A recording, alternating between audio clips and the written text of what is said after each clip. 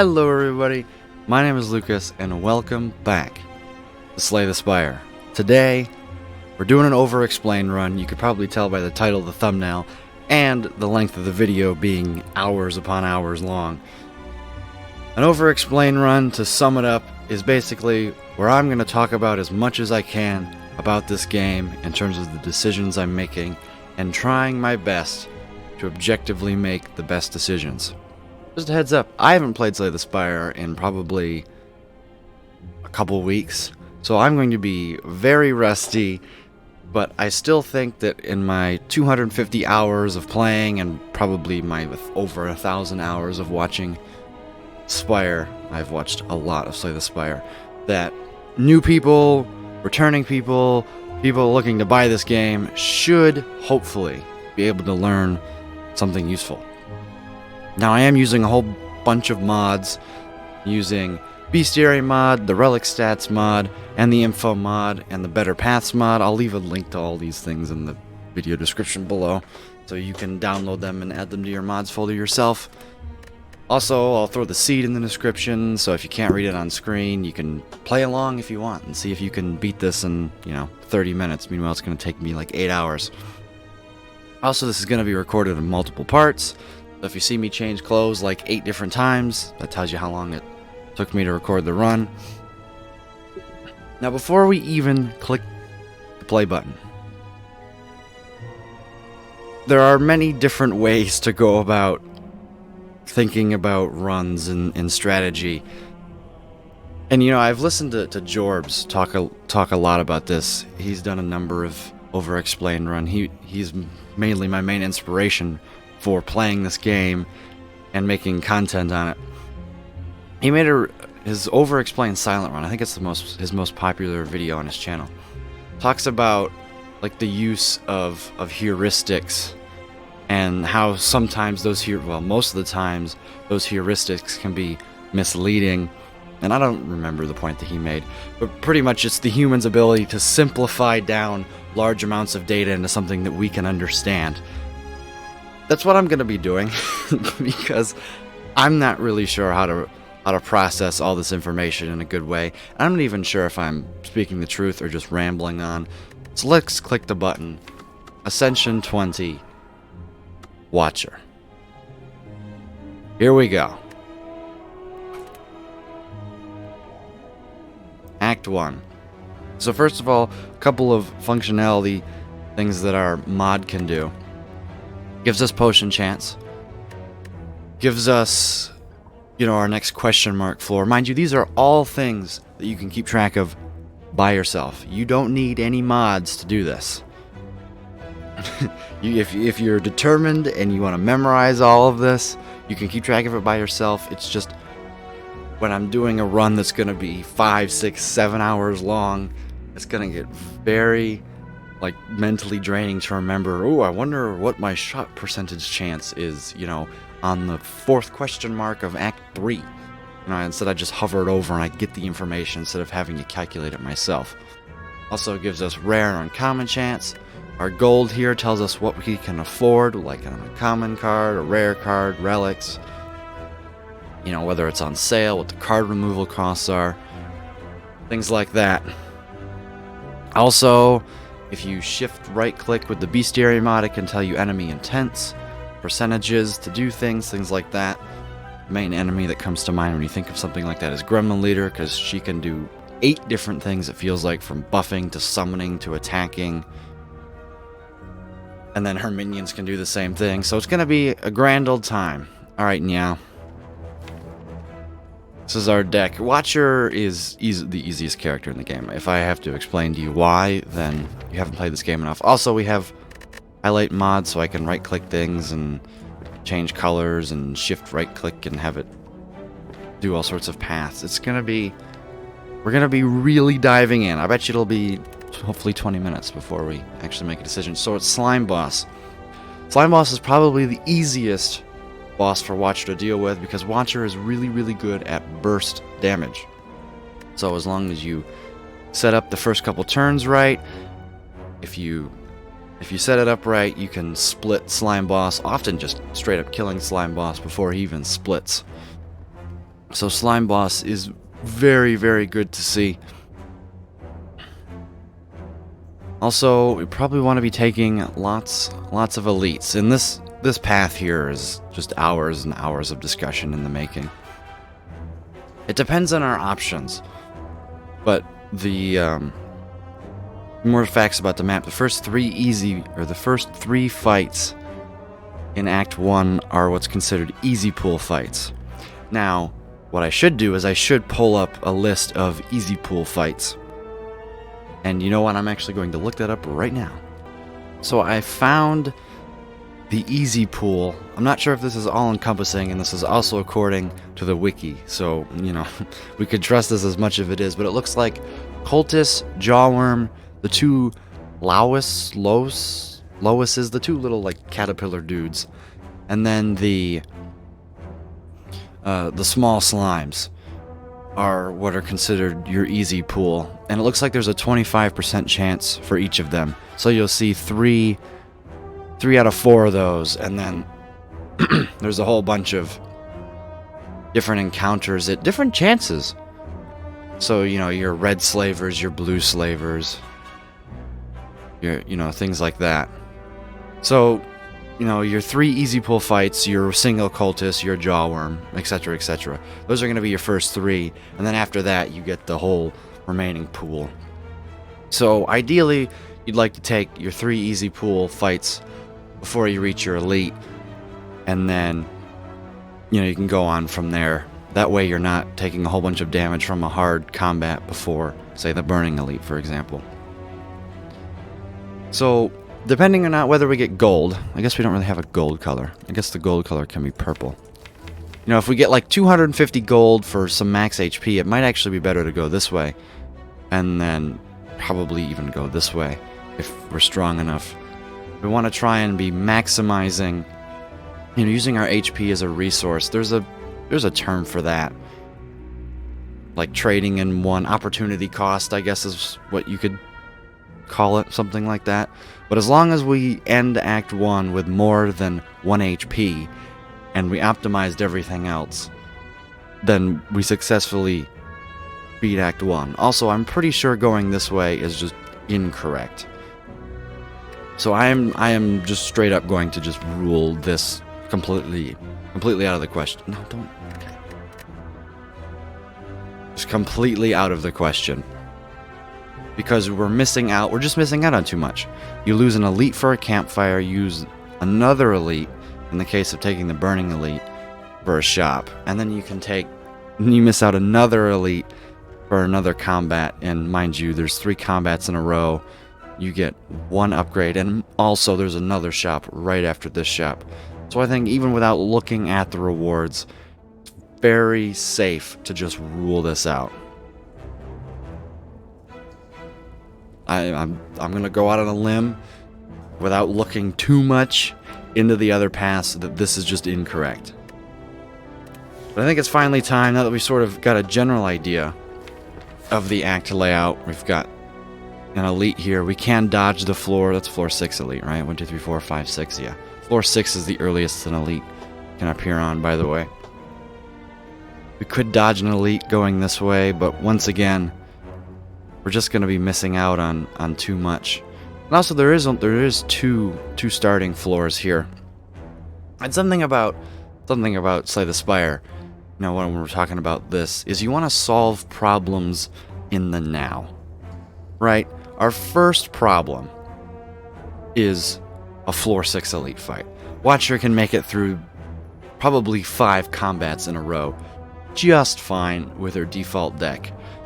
But things like a bad draw, the Gremlin Knob fight, and Lagavulin, especially on A20, Watcher can't really, without a couple extra cards, overcome, you know, a bad draw and Lagavulin in general. Sentries is probably her easiest fight. That's my opinion. Once again, we can analyze that when we get there. But you want to solve the problems now.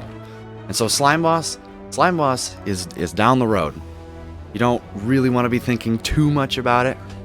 You know, if we pick up a good card on floor 1 that solves, you know, a strong attack card like a wheel kick or something like that that solves Gremlin Knob and Lagavulin, great, then we can start thinking about the other things. But you want to solve the problems now while keeping in mind the problems later. No, it's like, well, just think about it all at the same time. You know, that's what a computer would do, but I'm human. So you have to analyze things as they come at you and really sit and say, what does this give me versus what this gives me? And being able to compare things that don't seem like they're able to be compared. Like, you know, something like obtaining a colorless card versus obtaining a curse and obtaining a random rare relic. You know, you have to be able to say truly which is better objectively. And this is a pretty awful options, just looking at it. First of all, obtaining the curse is probably the worst that you could do, because in order for what a curse does is it's one every time you reshuffle your deck. Not only is it +1 cards like to your deck, it's +1 draw that's useless, and then when you reshuffle it again, it's +2 draw, or it's like -2 draw essentially. It's minus card draw, because say you've got 5 strikes in your draw pile, but then you throw in a curse. Now you've got 5 strikes and a curse, and so you're essentially losing 1 card draw by not drawing that 5th strike and instead drawing a curse. That's kind of how you can think about it. And then also, that's not even counting the negative effects of the curse, like pain or all the other curses that we can look at. Losing your starting, that's just throwing it up to RNG. Really, I don't think I'm going to click on this purely for the fact that it's just random, and it could make us win the run on floor 1, or it could make us lose the run on floor 1. Something to also notice is, for some reason, a person chances... No, it always starts at 40%. I thought it started at 30%. I'm losing my mind. Max HP, just a straight max HP. That's good. But are the other options better? Especially with Slime Boss at the end, it's not like we're going to be needing our HP, because more than likely we're just going to either be resting before, or just killing Slime Boss in general. And the max HP could be good later. I mean, it's not really going to be relevant in the heart, because how often does that extra 6 HP save you from being attacked? Because what, you're attacked on 67 on turn 2. We live now. Like, it could give us a buffer if we drew no block cards and got the big attack on turn 2 and didn't have any way of blocking. And we lost, I guess, HP in the Winding Halls event, for example, or the Golden Idol. You know, it seems like these conversations are all over the place, but these are things that computers are going to be thinking about, and they can make that distinction in 2 seconds, right? And it's just, we're just talking about max HP here, and is it important in the long term? Versus, mind you, we're just talking about it in the heart fight. We're not even talking about it in different bosses, because you can, you know, in different bosses, and then you can go through an expected HP loss of different paths, and that's probably what we should do, is we should analyze every path and see what is our expected HP loss. That's something I actually did, and maybe it was my last Overexplain when we got the Scrap Ooze event. Like, how much HP do we expect to lose is pretty much how many times we can click the button in order to see if we can get a relic. That's something that this is basically forcing us to do for the entirety of the game, is do we expect to lose our 68 max HP or 60 whatever it's going to end up being at the end of the run. Who knows, maybe I'm just talking to a wall and I shouldn't be discussing this because, you know, just because it's not worth our time. But that's what this is here. It is worth our time because it is an over-explained run. We're gonna, like, the over-explaining, that's what we're doing. So this is probably the worst button to click here, as it doesn't actually solve any problems. Once again, like, it could be useful later on, but doesn't help us beat Lagavulin, Does it help us beat Gremlin Knob? Does it help us beat Slime Boss? The answer is no to all of these questions. It doesn't solve any problem. It doesn't make our deck better. It doesn't improve our chances of survival. Okay, it does improve our chances of survival slightly because we can take more of a beating. But it brings us up to 74 HP instead of 68. That's max HP. It actually brings us up to 69. I mean, we should just click the button because nice, right? No, 67. Not 69. I can math correctly. The downside here, well, if we went to the shop, we could remove it. But then again, that would set us up on this path. And is that even the best path? So we're out of our 3 easy pull fights. And here could be an event. Like, what's the right? Chance of it being a fight is 10%.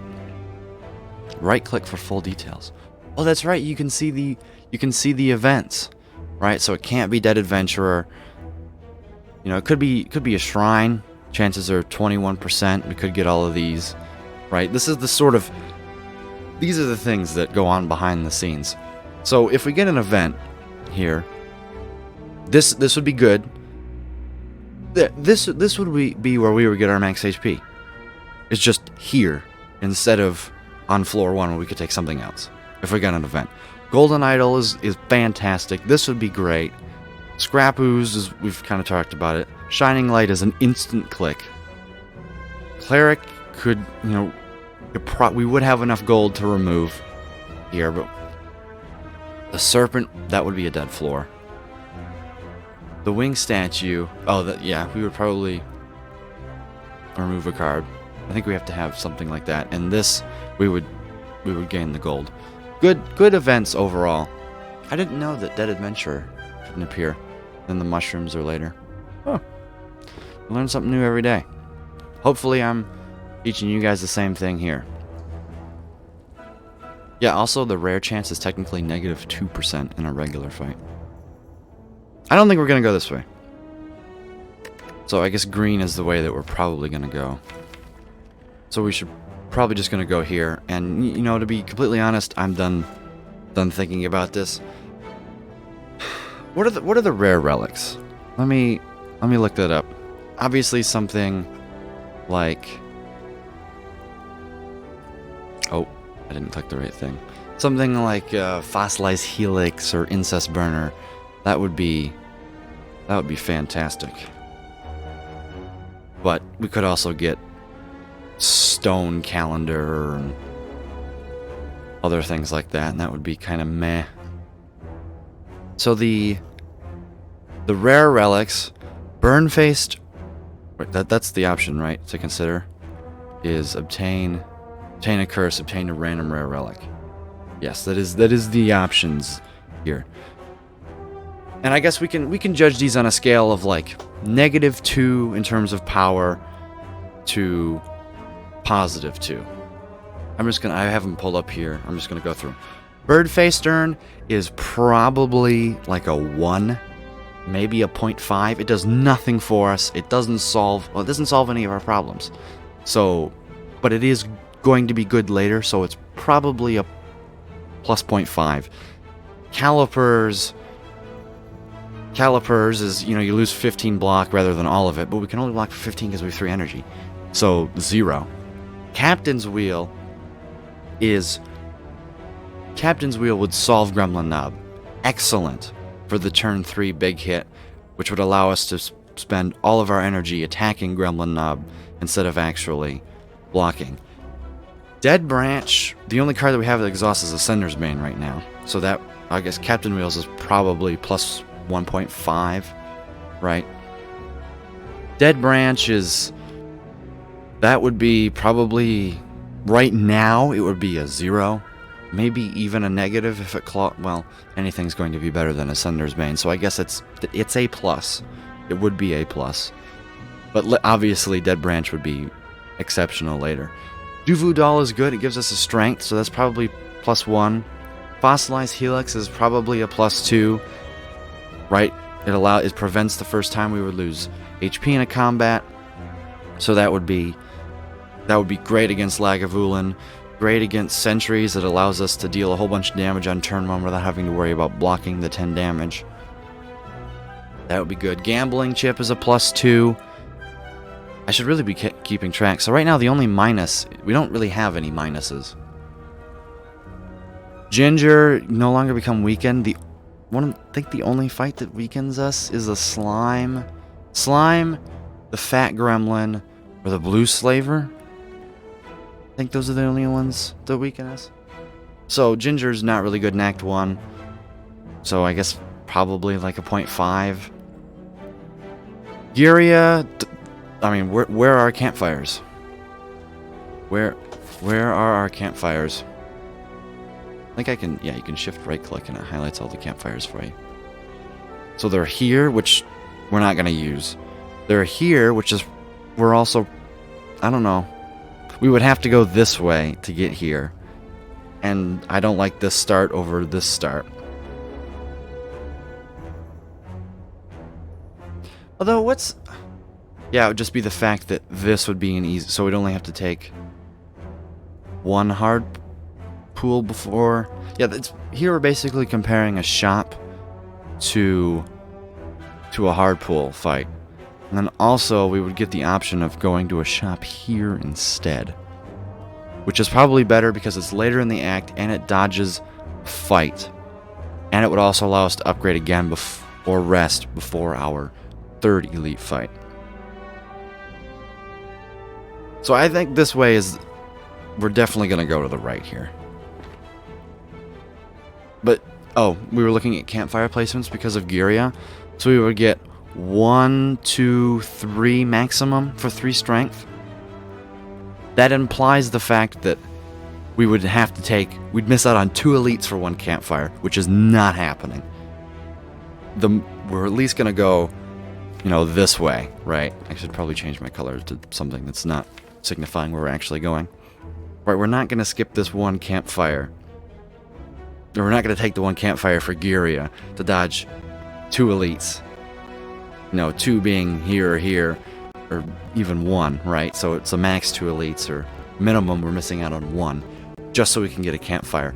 Also, we would have to take 2 events, which more than likely don't give us solutions to Slime Boss. Not that we need very many, but what would our, once again, we could take a look at the events and talk about how they would prepare us for Slime Boss or our elite fight here, right? But I don't think that needs to get talked about right now. I don't think Giria wouldn't do much. We've got ice cream. Ice cream, we're probably spending all of our energy anyways, right? So that's a 0. Doesn't really help us right now. Incense burner. And also, I am prioritizing thinking about it now, because that's what matters. For example, Dead Branch being good in Act 3 doesn't help us right now. Obviously, all of these rare relics are more than likely going to be useful later down the line. Right, but we need to worry about the floor 6, floor 8 elite fights that we're going to be going into. And, once again, I'm only considering now because I'm not a computer and can't consider it all anyways. If you would like to write a Slay the Spire AI, be my guest, but oh my. You would have to machine feed it hundreds of thousands of runs before it could even make it past Act 1, probably. Incense burner, excellent. Same, in the same realm of Fossilized Helix. Fossilized Helix is probably better in Act 1 because you're probably going to be taking a hit at least every fight. And Incense burner is probably harder to set up in Act 1 than later. It depends. Lizard Tail does absolutely nothing until we die, which, I guess it could help us get through an elite fight, but to say that it solves Gremlin Knob or Lagavulin would be an interesting descriptions of solving things, right? Mango gives us plus 14 max HP, which, that would be, instead of just taking a plus 6 max HP offered to us by the whale, that would be worth it. Except, no, it wouldn't. Is 8 max HP worth a curse? Well, let's say you're being attacked. This is where you could talk about the minus draw. Let's say you're being attacked by, I don't know, cultists for 18. And you really need to draw 3 strikes to kill it. And instead of drawing that 3rd strike, you draw Mango. Or you draw the curse instead of that 3rd strike, and you lose 8 HP because you can only block for 10. Because you draw 2 strikes to defense, and instead of drawing that 3rd strike, you draw the curse. You get the picture I'm painting. You lose 8 HP, which, you know, the max HP is still there, but you would just lose all of the HP that the Mango gained from you. Plus, you'd have a curse. So, no, that's really not worth the curse. Old coin. Getting old coin might force us to go to that shop early. So, that would be another interesting discussion. Peace Pipe, we've kind of already talked about it with Guria. We would probably remove two cards, which is excellent, because once again, that's +2 draw every time you cycle through your deck. So that would I would say Peace Pipe, floor 1 Peace Pipe is definitely worth it. Pocket Watch is excellent. Whenever you play 3 or less cards, per turn, you draw 3 more next turn. That is excellent, because more than likely you're not going to be playing more than 3 cards. I mean, can you even play more than 3 cards in base Ironclad? I don't think so. I think the only character, well, I guess, yeah, we could, because we're Watcher. I keep thinking we're Ironclad. We're not Ironclad. I've been playing a lot of Ironclad recently. Prayer Wheel. That doesn't help. Well, I guess that actually would help us, because it would allow us to see more cards. Double the amount of cards. So Prayer Wheel is good. Shovel. Shovel is just throwing it to the RNG gods. Stone Calendar would be okay. Stone Calendar does nothing in the Gremlin Knob fight because you're dead before turn 7. Or, you know, one of you is dead. Either Gremlin Knob is dead or you are dead before turn 7. It does solve sentries. Kind of, if you can.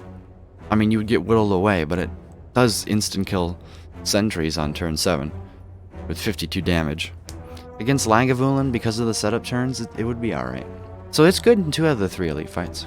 So not bad. Thread Needle is excellent. Tori is in the same realm as Fossilized Helix, I would say. Tungsten Rod is good. I'm just speeding up since it's half an hour in and I haven't even selected a reward yet. Overexplained, probably just rattling my mouth. But I know some of you will enjoy the discussion. Turnip, you can no longer become frail. It's kind of in the same realm as have I been saying that we've been playing Ironclad this entire time? I'm so sorry. I don't want to re-record this anymore. You no longer become frail. What puts frail you? The gray slime. There's no louse that frails you. Slavers? No. You probably want ginger over turnip. Unceasing Top is pretty useless with Watcher, at least in Act 1, and Wing Boots would cause us to be interesting. Overall, I don't think it's worth putting a curse. The only relics that I would say that would be worth putting a curse would be in your deck 4 would be Captain's Wheel, Fossilized Helix, maybe Incense Burner, Tori, maybe, and Prayer Reel. Prayer Reel would probably be worth putting because you'd just be a curse for, because you'd just be taking so many good cards. You'd be seeing more good cards that would cancel out the negative draw of the curse because you'd just be drawing more cards. That's an interesting discussion. Is it worth it for like the first 6 floors? That would be, I'm gonna say yes, purely because if you want to make up for the -1 draw, you should probably add 3 or 4 good cards.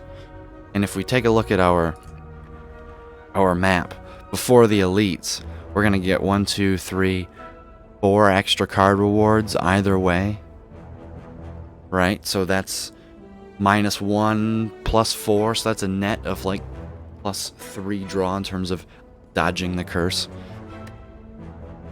But once again, that implies that they would have to be good cards. And then we could talk about how many commons are good. The rabbit hole. Like, you can see the over-explained nonsense, right? You could take a look at every card and analyze, okay, which ones would be worth taking a curse for, because they would, you'd want to draw them instead of this hurts. I'm pretty sure I've been saying that we've been playing Ironclad the entire time we're playing Watcher. Oh, I forgot the Watcher specific rare relics also. Cloak Clasp and Goldeneye. Cloak Clasp is 100% better. Let's just block. Worth it. Because if you think about it, the extra card that it adds isn't actually negative draw for the relic, right? It's just block. It would make our deck worse, but it wouldn't make our blocking potential worse? No, it wouldn't. Because you would miss out on drawing a defend, and you can draw the curse instead, but with the Cloak Clasp, all the rest of your cards in your hand would go to block. So, and that's just on that one specific turn. So yes, Cloak Clasp would be worth getting a curse for. So that's 5 out of 1, 2, 3, 4, like 20 something. So no, not worth it. Colorless cards. I think we're finally, after 30 minutes, we're finally gonna click a button. Here we go. Something good. Oh my goodness. The obvious answer is finesse. Like, just looking at it, I just take a finesse. It's like, boom, finesse. They're all 0 cost, which is interesting. If this were Guardian, I would take Purity, maybe. Because I think Purity solves the Knob fight pretty well, because you can just exhaust all of the defense that you draw it with, right? Because obviously you don't want to play too many defensive cards versus Gremlin Knob. And against Lagavulin, you're probably going to get enough cards to be set up anyways, and you could just exhaust, just get it out of your hand, so... You know what I mean? You could get it out of your hand before Lagavulin starts attacking, so it's not a dead draw. And in Sentries, you can, I don't know, get rid of... Well, I don't know. Well, in Sentries, it's probably just worse. But it would improve our deck's capability in 2 out of the 3 elites and the boss fight if it were Guardian. But since that's not, I don't think we take Purity. Good Instincts is just straight up block, except the only issue is that Watcher doesn't usually block by playing block cards. Watcher usually blocks by doing stance swapping shenanigans and talk to the hands, right, and Mental Fortress. Sometimes, and Index, well, if it's, if we're using, what's that relic? Duality, right? Sometimes you just use Duality. But the thing is you don't need a 0 cost block card if you're doing Duality stuff. You just play your defense, right? You just play your defense for 15 block.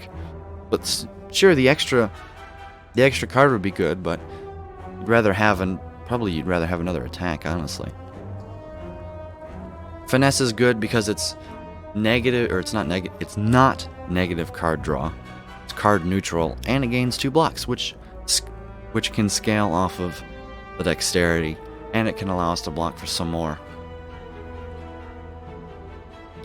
It's between Good Instincts and Finesse. I think it's Finesse, because also it can allow us to sort of draw when we're in Wrath, also. Yeah, I think this is correct. Who knows? The last Watcher Overexplain run, I picked the first common attack wrong, and maybe I just picked that wrong. Here we go. Okay, now, does picking up a Finesse change this decision anymore? It would allow us to not have this path, which would be 1 elite, 1 fight, a fire.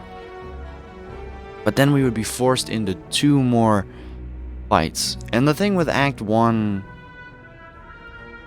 the thing with Act 1 late Act 1 combat fights that is worse than the other two late combat fights, like on the upper floors of the act, is you can't see upgraded cards in Act 1. So taking a whole bunch of combats at the end of the act, all it really does is give you lame common attacks, usually, right? And so, but the whole thing is early on in Act 1, you're taking the lame common attack cards that get you through the elite fights. And you don't want to be clogging your deck with lame common attack cards. So that's why late Act 1 combat fights usually aren't worth it. So even going something like this, but you would also miss out on a campfire. Our goal here is probably going to be going this way. So, but we can make that decision when we get here. Seeing an early event is also fine too. Okay, look, this is where our finesse comes in excellent. Good instincts would have also done the same thing too, but we can fully block here. I think just playing finesse first, there's no harm in that. This allows us to get a strike. Now the question is do we use a miracle here? We can also look at Jawworm's AI here. Always starts with Chomp. I didn't know that on A20. Afterwards has a 45, 30, 25 between the three, but it cannot use Thrash 3 times in a row or the other two twice in a row. Huh. Interesting. So it has a 25% chance to attack us for 12 again, and 70. So it's probably going to go for strength next turn. So I'm just wondering if we use our miracle now. It's not going to have any shield. And how much damage would this be? This would be 9 and 12. That's 21. If we don't use the miracle now. If we draw Eruption, strike next turn, that's going to be 24 and 9. That's 35. 35 and 6 is not enough to kill, but we would be in Wrath and more than likely draw enough block or another strike. So I don't think we use our miracle here. That was probably way overanalyzed. So here we go. Perfect. Now we just do this. Miracle, and we are... I think it's guaranteed to kill next turn.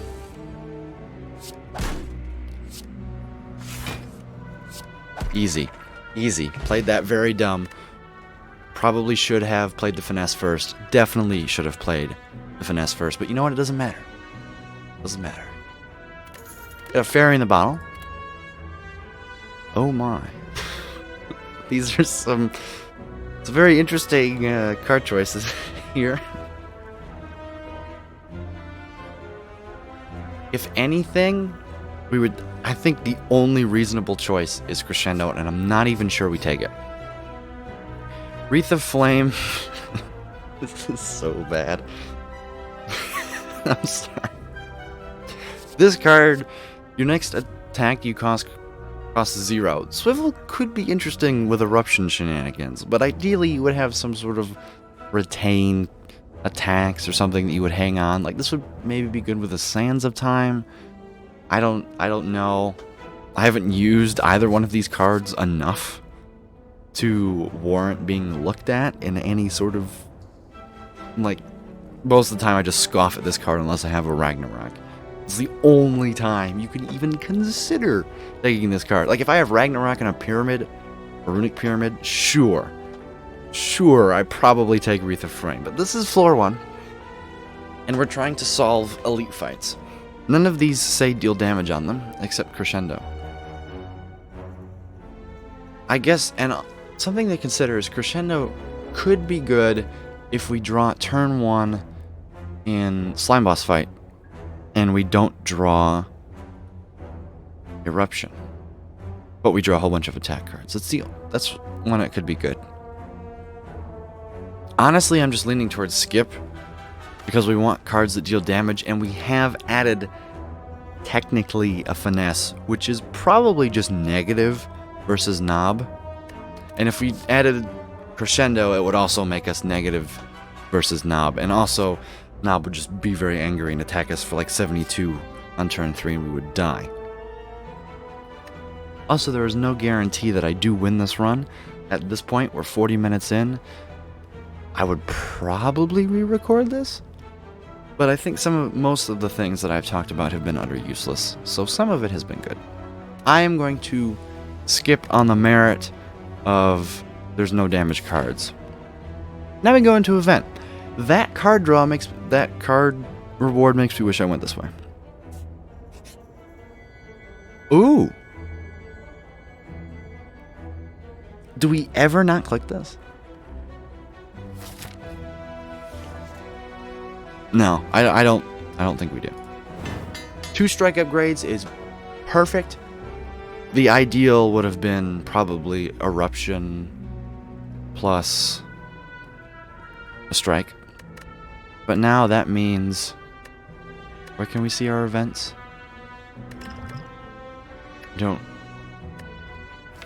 Yeah, so now we can't see Shining Light anymore. There you go. Alright. 2 double louse. So we're being attacked for 13. Good full block with Vigilance Defend, where you take no damage. What is that? Do they always... They can attack twice, right? 75% chance to attack again. Okay, that would make sense. Also, we rolled incredibly lucky on this one, and incredibly lucky on this one for the curl up.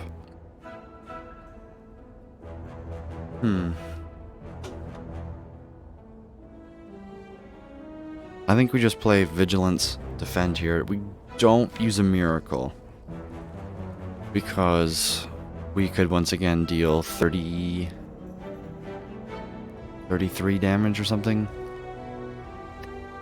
And they're probably going to be attacking us again.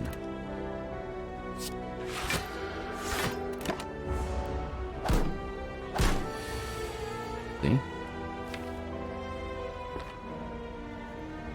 I would like to draw an eruption here. Thank you. Does that allow us to kill one? 9. That puts it at 6. 6 health. 6 plus 9 is 15. Then we could go...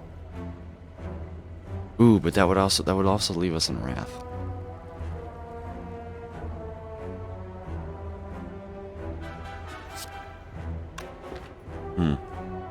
That is something I didn't consider. We would be taking 14 from this. It's just, would that be a better... Because, yeah, we can't kill this, right? It's just 9 and then just... Bam. Bam, bam. So that would be 3. 3 energy, 2 energy, 1 energy. We could play this. That would be 7. That would be 7 block and 14. So we would be taking 7. If we play this defend, do we take more than 7? That would put us at 7 block. We would be taking 6 damage. But both of them would be alive. And both of them would be gaining strength next turn. I think 1 HP to kill one of them is worth it. And I probably miscalculated this already. But let's go.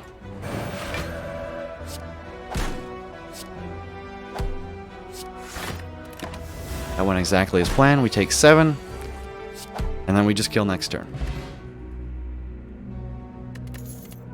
Piece of cake. I don't think... Yeah, I didn't draw any of my strike pluses that turn. Which was kind of... Maybe I did. Maybe I missed that. That would be... Yeah, I probably missed that. I'm sorry. Once again, I'm very rusty. We have Crush Joints, Follow Up, and Wave of the Hand. Once again, Wave of the Hand would be good with the finesse. It would also allow us to strip artifacts, but we have no reason to strip artifacts. At least not yet. Slime Boss doesn't require it. Would any of the bosses require that? No, they wouldn't. So it's either... Probably... It's between these. We need some damage. right? Because we didn't... Yeah, we need some damage. Crush Joint. If our last card played this combat with a skill, apply 1 vulnerable. We did pick up a 0-cost skill in the Finesse, which really, really makes me lean towards Crush Joints. Follow-up deals some damage, and if our last attack, or if our last card played was an attack, gain energy. I think we're going to take the Crush Joints on the merit of the Finesse. Now comes the decision making. Can we do 2 combats, 3 combats, an elite, and a burning elite with 34 HP? But we do have a fairy in the bottom. So that gives us an effective, what is it, we healed a 30%? So that's going to be 8, 9, like 20?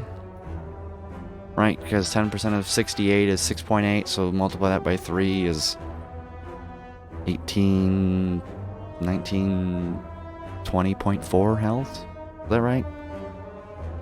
So it would leave us on 20 health, 21, something like that. So that gives us an effective HP of 55. So yes, yeah, that's all I needed to know.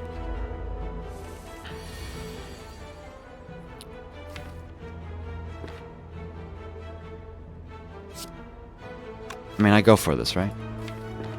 Yeah, this is 18... Should have really thought about that. So this 18 is 20... 27. We just draw 3 strikes, right? Yeah. The question is do I want to play a Finesse for the vulnerable Crush Joints? If we draw Crush Joints and 3 strikes, we kill anyways. If not, we block. So yes, it really doesn't matter. Perfect. So we can't kill. But this is only 6 damage, so we go like this. Vigilance. And we can proc Crush Joints next turn. Perfect. We get another fairy in a bottle. Alright. That's pretty good. That's funny. I wonder which one it uses first when we die. I say when we die because we're probably dying in Act 1. This allows us to greed so hard. And our potion chance is nice and low, so going into these, we're definitely going to be using both of them. And I think it is advantageous to use both of them to get ahead of the curve as fast as possible. If we're going to take any card, we're going to take Third Eye, because it allows us to scry. Scrying is a very, very powerful mechanic. It allows us to get rid of our garbage cards that we don't want.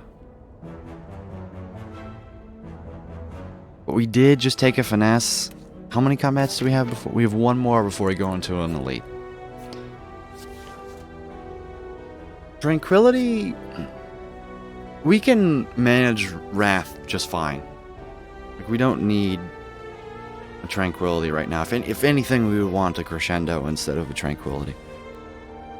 We get no benefit from being in Calm other than not being in Wrath. And when we leave it, we can gain 2 energy.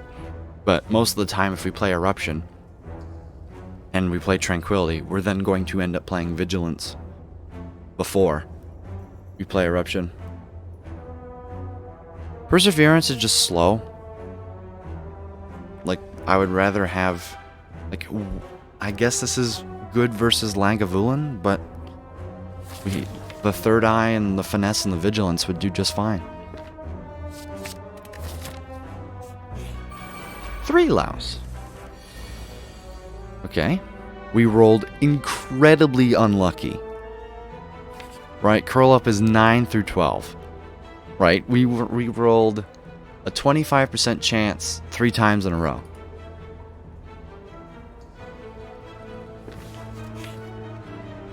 Yeah, it's incredibly unlucky. Do we play the Finesse or the Third Eye first? Well, our incoming damage is 19. This gives us 9 block. Can we kill... No. No, because the 2 strikes will just go straight up in the curl up damage. Which one is the biggest threat? Probably this one. Because it has the most health and it can deal us the most damage. If we play this, that would bring it down to 7 HP, which being weakened would still die in 2 strikes. And if we're not weakened, it would still die in 2 strikes. Right? Because we would go down to 4. Because it's 25% less damage for weakened. So it would go down to 4. We'd play 4, 8. And then 7, we would still need... 4, 8. I guess we do have to keep into account that we have an upgraded strike and a crush joints. So this would go down to 6. Ooh, that's actually kind of a big deal whether we go after this one or this one. Because ideally we'd like to kill one next turn.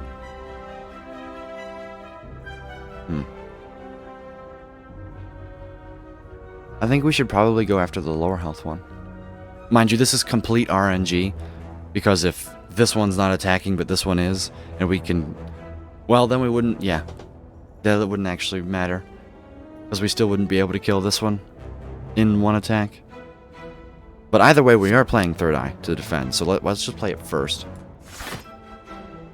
Double Defend and Crush Joints. Are we playing all block cards?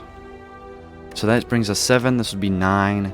This would be 14 out of the 19, so we'd be taking 5? Or do we play Crush Joints and kill the back? Could we kill the back one? No, because we would need to get through 18, and one strike would only do 13? Ooh, we could Miracle to kill it. Then we would be looking at 12. 12 damage with 9. That would be 3. That would be a lot better than taking 5. We also could go Finesse. I forget, we can only draw 1 card. So we could only go... Could go Finesse, Defend. Right? That would be 7, 8, 13, 14. Yeah, we'd still be taking 5. I like the plan of killing one thing and taking 2 or 3.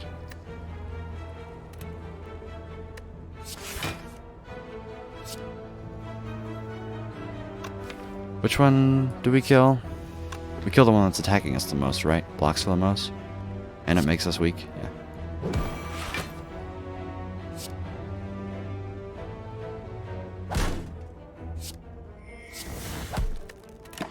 Perfect. Ooh. We just block in? Because they can't attack 3 times in a row, right? Yes. So neither of them will be attacking next turn? So we want to be in calm and take no damage? Right? That's pretty straightforward move, right? Then we just...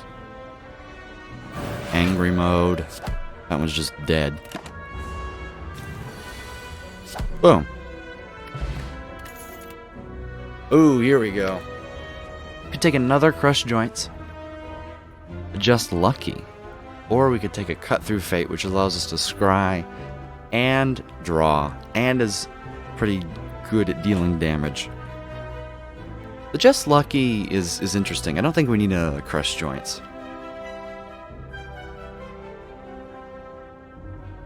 Because if we get the one upgraded, that's probably enough vulnerable to get us through the act.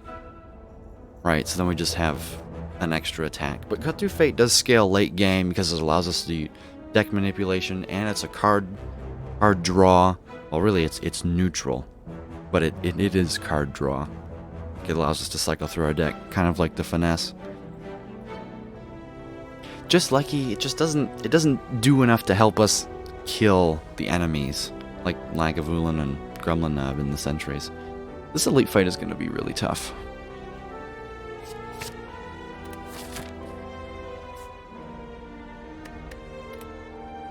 Oh, it hides the highlight on the past floors. Oh. It is Lagavulin. This fight This fight is going to be like an hour. What are we at? Oh, we're almost at an hour.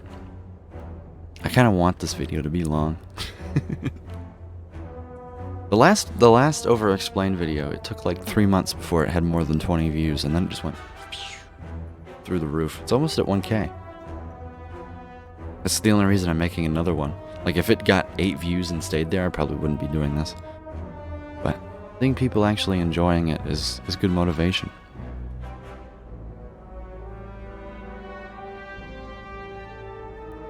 Anyways, back to the run. Do we have anything to set up? I mean, I guess we set up Crush Joints and Eruption. So, do we play... I think we play Finesse or do we play Cut Through Fate first?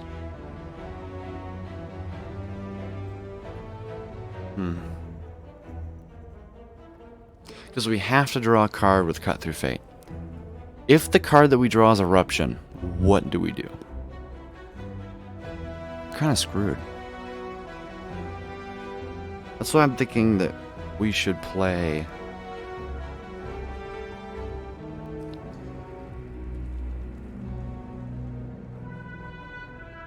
That's why I'm kind of thinking we should play Vigilance. Vigilance pass, maybe? Although we really can't take... We should just... Well, if the next card that we were forced to draw is Cut Through Fate, then we just scry it all and play Finesse and kind of cycle through the deck more.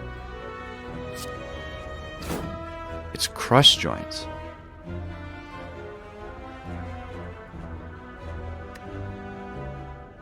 We could split this turn. But I don't think that would be very useful. We're going to break a fairy in the bottle here. We might break both of our fairy in the bottles here.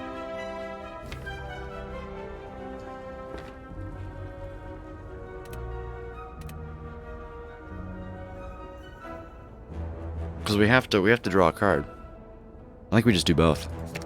This is the cycle through the deck option, I'm pretty sure. We drew Eruption. Now it's a definite cycle through the deck, and then we play Vigilance. What is this? I think we just discard, yeah. We could split here, but... Ooh, do we split here? Maybe. It would be a good... We'd be dealing some damage. Well. 13. It put us at 100. I think we actually do split here. Because we deal a whole bunch of damage. Defend is probably going to be necessary next turn. Right? And we're in calm. Yeah. Flip this turn. Right. This is pretty bad. I think this is where we use our miracle. Is it though?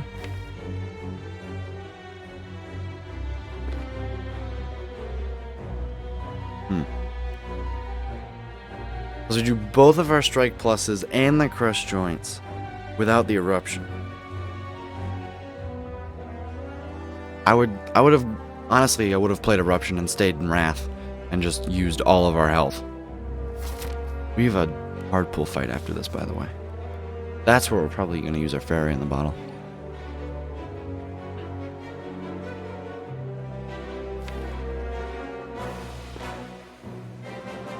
We're going to play Third Eye. Okay. We want this hand next turn. This is very good information. So we are going to be drawing our Eruption and Vigilance, which says don't use the miracle. Is this worth it? Yes.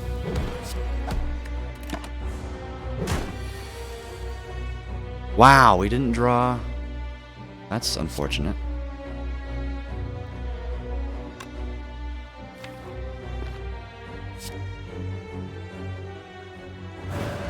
I'm gonna do this. Deal some damage. Do I want the Finesse? What's in the draw pile? Another strike.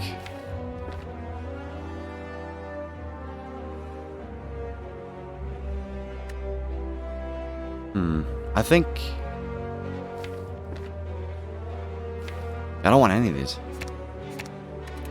Risk it for the biscuit? Okay. Let me do this. Let me block so we don't die. Okay. We want eruption. It's just strike, strike. All right, we should kill this turn. Yeah. All right, we survived. Wait, don't click on this just yet. Let's see what our card reward is. Ragnarok, crush joints, or pressure point. Card rewards are certainly interesting. Ragnarok just solves Slime Boss. It also, in Wrath, solves Gremlin Nub. Sentries with Ragnarok is a bit of a, you know, because it can kind of go wherever. We do have some setup though, with if we draw Crush Joints, Ragnarok, and we have our Miracle, right? We can go Miracle, Crush Joints, Ragnarok, which deals 7, deals 35 damage. Ooh, right?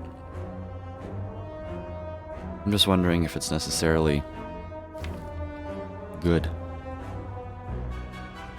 It is a big oomph, right?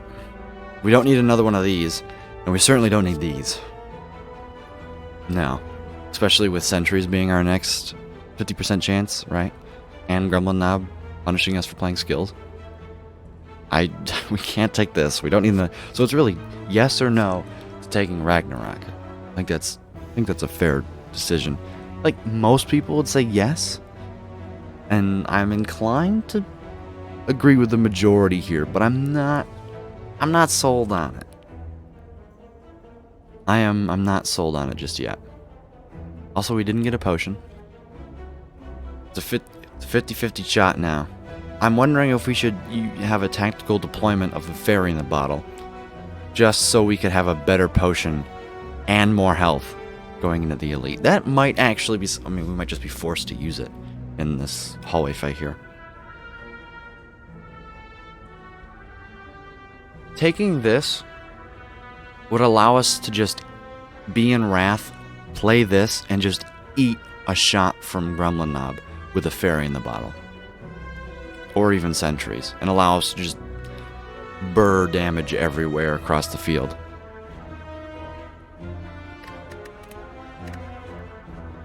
I think that's worth it, and I think with it being good against Slime Boss, and we're definitely going to be able to play it against Slime Boss, I'm sold. And now we can upgrade. 2 defends. So we upgraded 2 strikes and 2 defends. So our base deck is actually... It's actually doing pretty good, and oh yeah.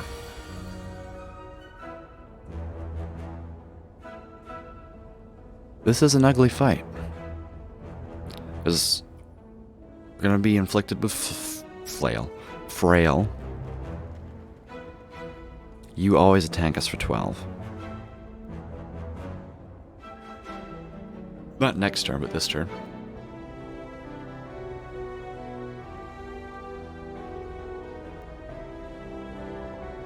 This is a very interesting turn. We could try and reach for an upgraded defend. Of course, we drew like the worst defends. Just wondering, is this a tactical fairy in the bottle turn? 16 and 6 would be 22. Question mark. Frost Prime reference.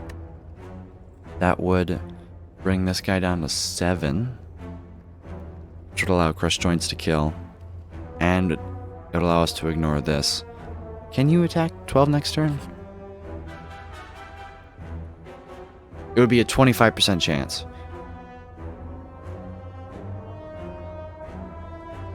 Cannot use... Oh, it can't use Chomp twice in a row. So yeah, we wouldn't be getting attacked for 12. We would be getting attacked for, what was it, 7? Again next turn? And we're more than likely going to draw our defend. And this guy is going to be attacking us next turn. So right? Because it can't use Lick twice in a row. So I'm just thinking if we just eat this damage, this frail won't matter because we would be killing this while this is either dealing 7, which one of our upgraded defends could deal with, and we would be healing up and be freeing up a potion slot for the elite. I think that's the play. So we're just going to cut to fate first. Ooh. So we are going to draw a third eye this turn. I'm just wondering if we need both Fairy in the bottles to make it through this next elite. I don't think so.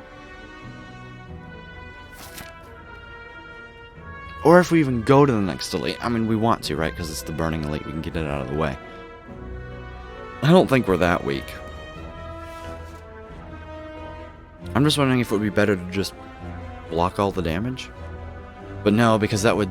then we would be frail and being attacked. Yeah, no, we want to kill... I think we just scrap both of these. Oh, but we do draw a card. So let's get rid of this one. So we draw the defend plus. No, we're not going to use it. Rock the Fairy in the bottle. Here, perfect example of this. But it doesn't deal enough damage, does it? No, it doesn't. Ooh, would it?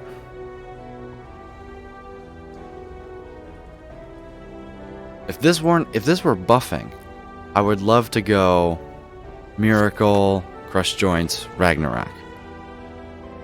Right? But I think we're going to play Finesse first to draw the card. It's another strike. Okay, so we're taking 6 more here.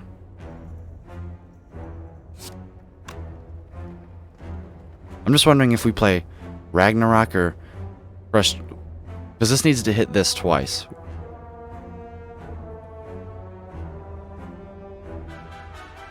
I wonder if we go here.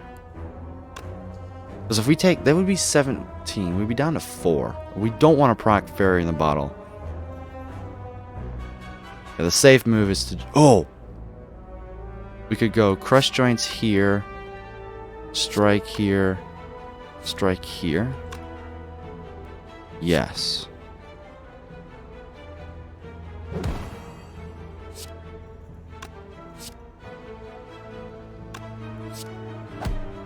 Yes, that deals the most damage. Blocking again, that's fine.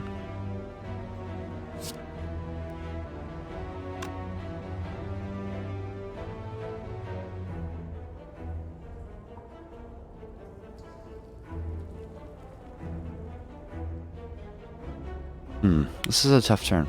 This is actually pretty bad.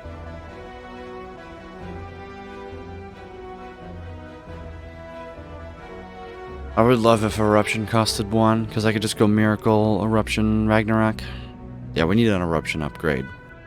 ASAP. Which kind of makes me inclined to go dodge this Burning Elite.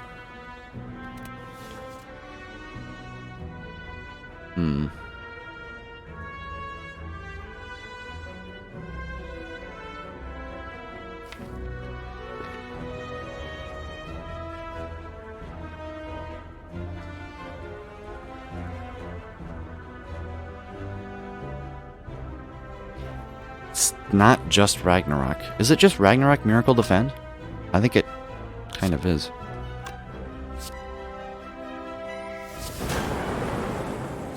Yeah, that allows for a pretty simple kill next turn. Yep, okay. Yeah, that was overthinking it there.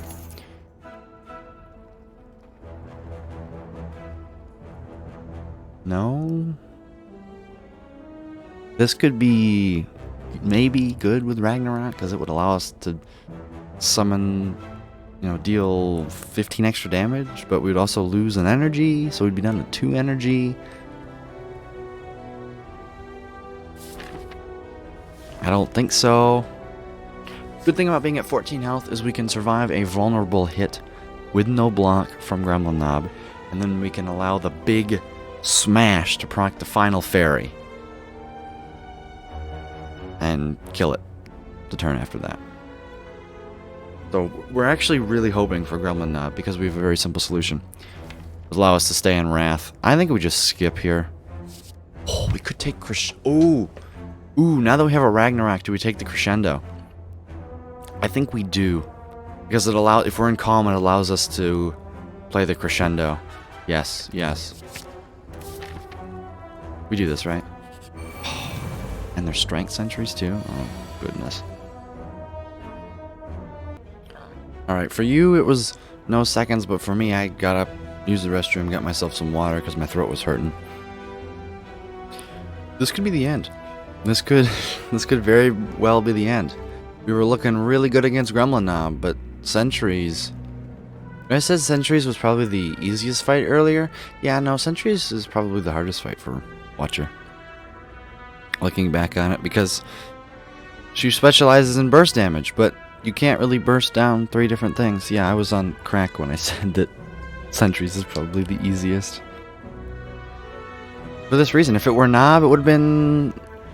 I would have played Ragnarok, Third Eye, maybe I would have Miracle, I don't know. Next turn is going to be very interesting. Because what does this heal us for? What do we say this heals us for? 21? Right? If they were attacking for 10, that would be enough to survive both without blocking. But we're not proccing Fairy this turn. How much damage can we reasonably expect? I mean, as soon as we get the Crescendo in, we're good. Right, because then we could just go Vigilance, play the Crescendo, play the Ragnarok, boom, they're all dead. That's the plan. But I think we should attack this one. Third Eye first. Ooh, we get Crushed Joints.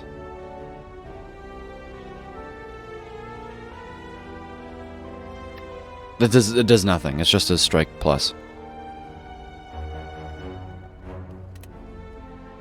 I don't think we play the Finesse because it was going to draw the Cut Through Fate. So we just play strike. Oh, I thought we played Cut Through Fate there, not Third Eye. Sorry. We don't play this. Because the Cut Through Fate might help us kill next turn.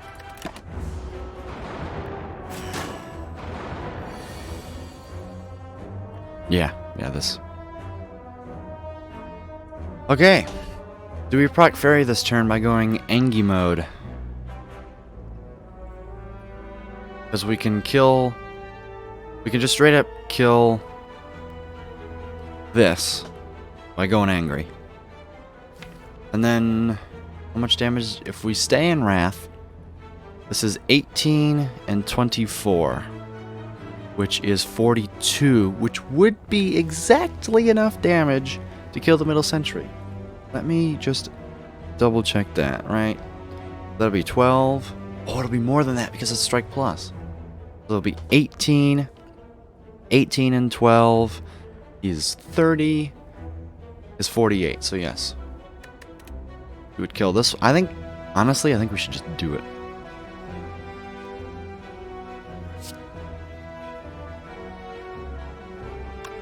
Right, because up next we have this, and then probably a shop. And then we would just have to make it through this. Which shouldn't be too bad. And then rest. I don't know. Is there a way that we can kill one without losing the fairy if we lose the miracle?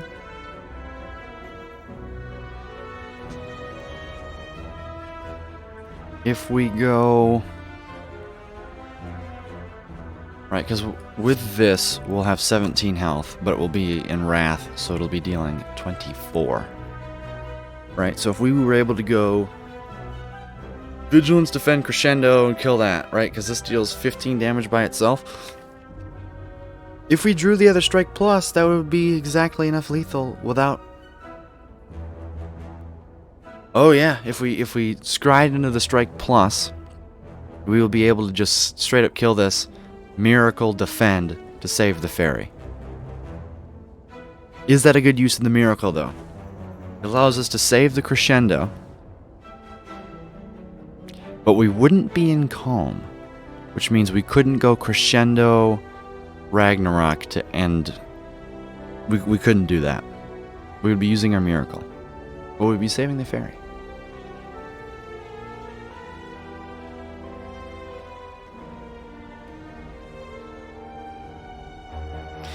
This is interesting.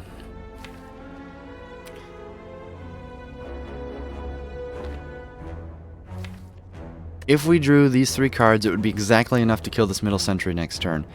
If not, if we pop this, kill this, proc the fairy, we would be...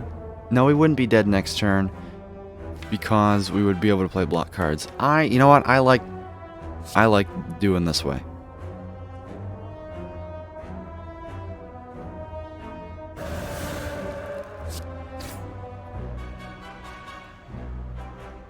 I want to draw this because I want to draw this next turn. Calculated fairy proc. 20. Okay, it does 20. And we can exactly kill this one. And now we're not dead to this. Alright, well that's probably a good draw. Let me just do this. We're alive! We're alive! Look at that. We needed both fairies to make it through there. On 4 HP. A fire potion though. And we got an empty body, which allows us to exit our stance. Or we could take another cut through fate. I'm leaning towards another cut through fate, honestly. Because empty body, like, we have a lot of ways to exit or to manipulate our stance, right? We can draw cut through fates to get through whatever we want, and I don't think empty body just does enough because we're on 4 HP, which means we need to kill things. I don't think we have to go to the right because we have to rest. Is the +2 max HP here going to matter? I guess we can pull up our trusty Act 1 combat fights here. And it can tell us, is there anything in the hard pool that attacks us for less than 6? No.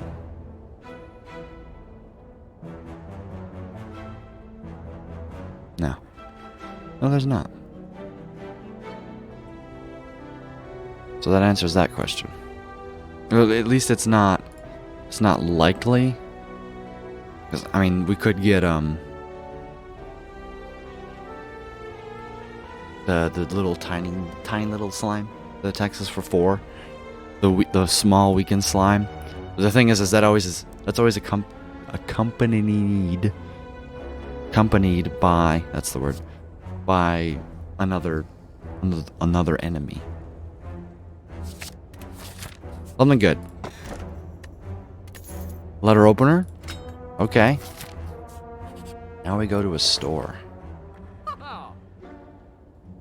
Oh. Could buy a wish.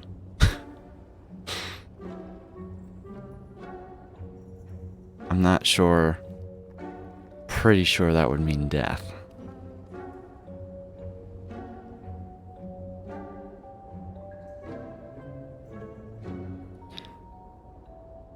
Do we take a skill potion or a blessing in the forge? Not sure. Either one could be pretty good. I think the skill potion is probably going to be better. Just because it's going to block. We do have a 50% chance of potions. I'm just wondering if we can make it through this fight without using a potion. I'm not sure we can. Once again, we can pull up A guy here. Gremlin Gang. Gremlin Gang on 4 health. Using a potion. Probably the fire potion would be great against Gremlin Gang. Get rid of like a sneaky gremlin or something like that. Large slime. A large slime? We could probably deal with that. Slime Gang, we're using a potion. Blue Slaver and Red Slaver are probably fine. I didn't know that the Red Slaver is half as likely. And then the Blue Slaver. Huh. 3 Laos we already fought. 2 Fungi Beasts. We could probably... The little mushroom dudes, we could probably be fine with that. Exordium Thugs. That's a louse or a slime with a looter. Or a cultist. Or a slaver. That's probably our worst one. Exordium Wildlife. Jawworm and... Oh, we already saw that one. We saw the Jawworm and the slime. Or we could just get a looter. So we can either have a looter, the thugs, which would be a slaver with louse. That would be really bad. Fungi Beast would probably beat 3 louse we already saw. Red Slaver and Blue Slaver are probably fine unless we have a really bad draw. Because they only attack for like 13. Lots of slimes would be bad. Gremlin Gang will be bad. Large slime with a bad draw would be bad. We'd have to use a fire potion. You know, I'm just going to plan on using a potion here. So I'm going to buy it. Also going to remove a card.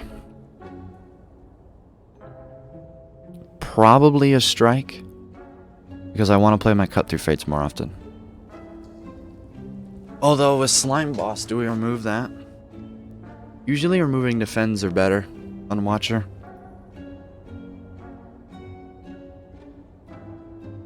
Well, this... I think we just remove a defend because it allows us to play the cards that we want more. And more often than not, I'm playing a strike to finish off fights and playing defends. I don't mind. I can't buy a wish. Discover... I mean... Ooh, do I buy the Vajra? I didn't even talk about the relics. Couldn't afford Birdface Stern. Chemical X does nothing. Question is, do I buy a Vajra? Is there a shot coming up? +1 strength turns into +2 when you're in Wrath. That might not seem like a not, but yes, we do buy the Vajra. That was a stupid question. It's a looter. Alright.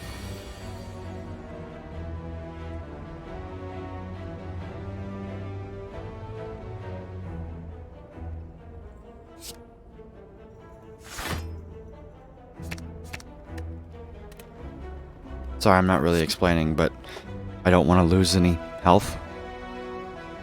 Right? The strikes are actually hitting pretty hard now. This kills if we're in calm. So let's not screw anything up.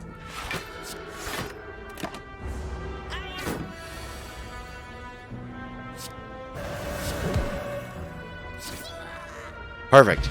Perfect. Didn't get a potion either. We did get a Simmering Fury, a Talk to the Hand, or a Windmill Strike. I am very inclined to take this Talk to the Hand. I don't think we take the Simmering Fury because we have a Crescendo. Although it's... Talk to the Hand Ragnarok is... like, yes. I'm just gonna take this. Lagavulin or Gremlin both are solved here. The real question is, do we rest? Do we rest? Or do we upgrade? If I had a fairy in the bottle, it would be 100% upgrade. I'm just...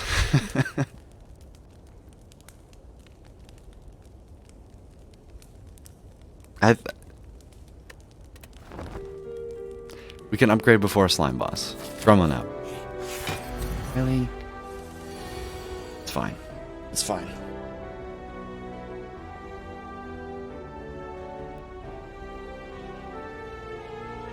Oh, we do have Crescendo in the starting hand. We play Cut Through Fate.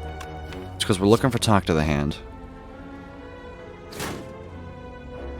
Okay, that's fine. We don't need this. And then we're going to play Vigilance.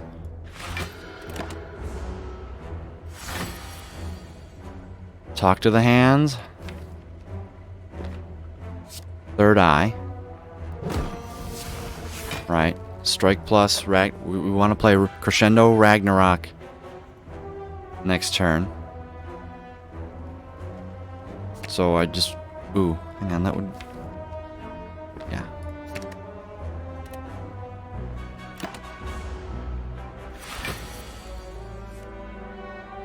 Yeah.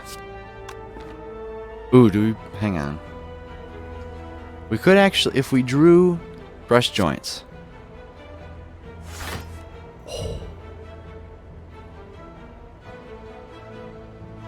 Right, right. It's this. This. This. This. Yes! We win! Easy. This game's too easy. Turns out we shouldn't have rested.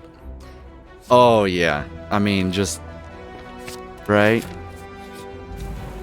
That was good. That was good. Okay, we would have died. Maybe. Yeah, okay. Don't regret resting anymore. That was awesome.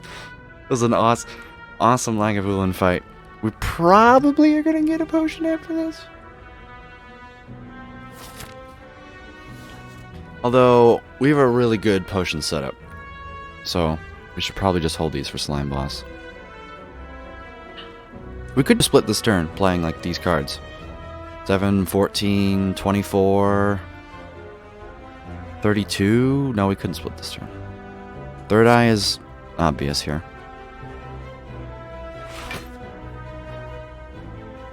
We could play Cut Through Fate, Defend. Get rid of these. Yeah. Okay. Just don't attack me again, man.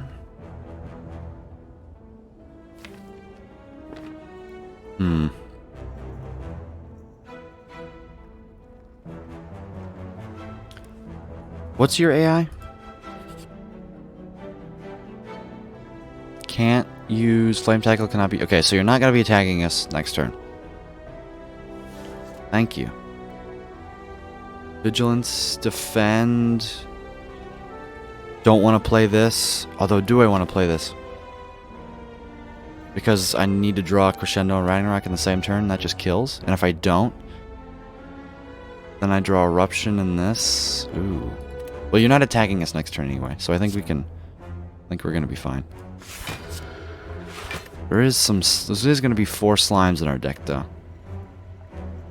Just wondering if I Miracle Rush down. No, I don't think so. Okay. Yeah.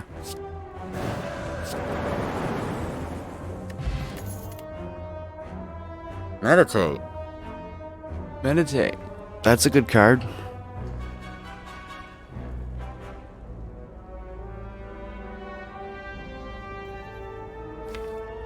It allows us to get Ragnarok and things back in, like, yeah.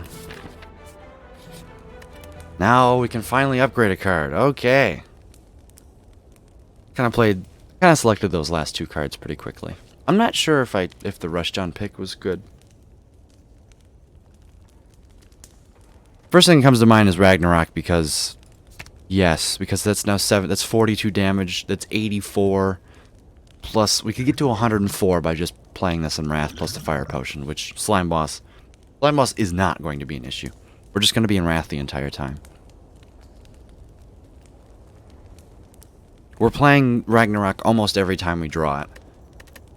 The Finesse upgrade, though, that doesn't help. All it helps is with block. We seem to be pretty good. Meditate would be a good upgrade because it will allow us to get 2 cards back into our draw pile. Except the thing is we don't really need it. Because you might be thinking, well, we need Eruption and Ragnarok. Get them both. But we're going to be hanging on to the Crescendo anyways. Because of it's retaining. So let's do this. We don't need to talk to the hand buff or upgrade right now. Let's do this.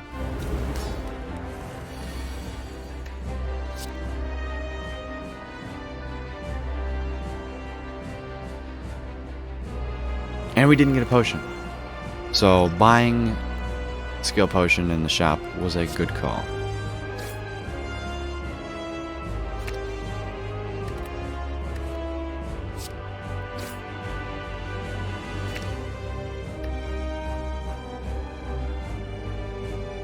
Ooh. Because I'm thinking I'd like to be in calm, right? Except I don't really need to be.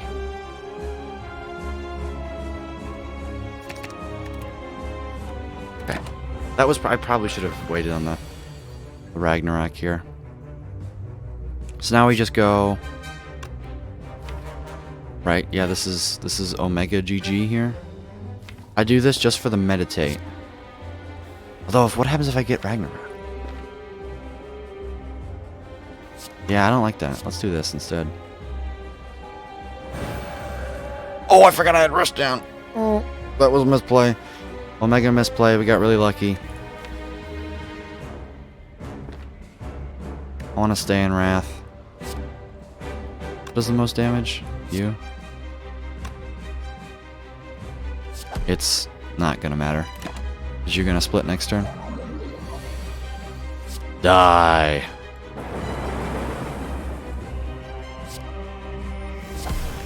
Alright. GG. Hey, look at that. We did it. Act 1, ladies and gentlemen. And we didn't get a potion. Wow.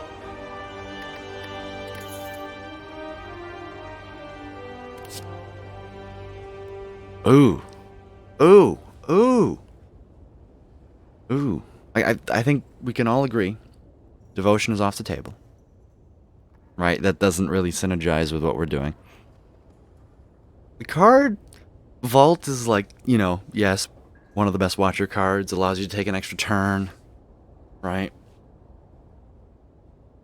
But the card that's Deus Ex Machina would allow us to have 2 extra miracles when we drew it. It would allow us to be able to play certain things with Ragnarok a lot better. Right? I'm wondering if it's not Vault. Well, Vault and Meditate don't really go well with each other. And really, let's say, like, we're basically trying to do Ragnarok crescendo things, right?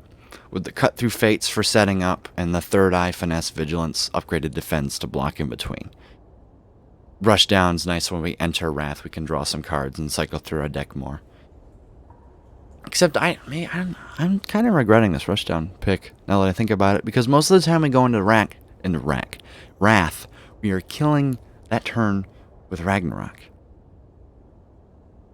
Except I guess if we take the Deus Ex, it would allow us to utilize the Rush Down a little bit more, because we could get synergetic cards into play. You know, like maybe we can play another Cut Through Fate, you know, or a couple other Strike Plus cards along with the Ragnarok to kind of kill out the tiny enemies. Or we could just take Vault to allow us to get a better hand. But that is all of our energy, and if we don't get in it, like...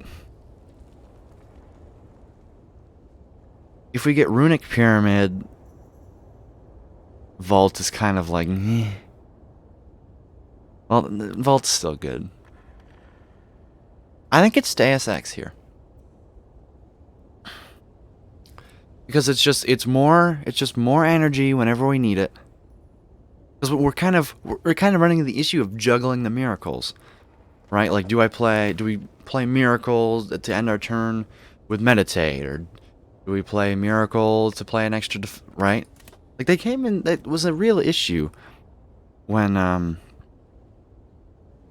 it came to the elite fights. You know, one thing that I am thinking about is the Act 2 elites. 2 out of the 3 of them include multiple enemies. Slavers and Gremlin Leader, right? Those are our next problems, right? That we have to think about solving. Because we saw Slime Boss with Ragnar. That was fine. Vault really does not... Because I'm just thinking, how do we utilize Ragnarok to kill... Like, when we get to waste, 14 damage... When I want to hit the Gremlin Leader, we have to waste damage on the little minions. Vault doesn't help us not do that, but Deus Ex does. Like I said, we can use a miracle to play an extra strike to kill the 2 minions, and then we can all still play Ragnarok on the big dude, right? That's if we don't get Snecko Eye. In which case, Vault is probably just better. But I'm really leaning towards Deus Ex for that reason only, for the Act 2 Elite fights. There's a lot of AoE stuff in Act 2, and I'd like to have the extra energy to be able to deal with the enemies so we can have Ragnarok target what we want it to. Ooh.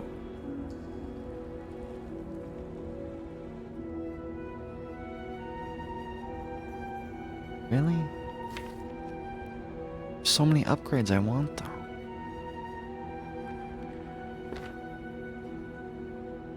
Do we need the energy? Or is 3 miracles per turn enough?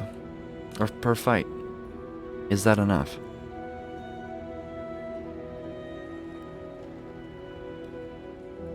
I'm not sure. Well, how long is the average Act 2 fight going to last? Right. Until we play Crescendo Ragnarok. Pretty much, right? 14 times 6 or whatever is... Well, it's 84, like we came out, right? 84?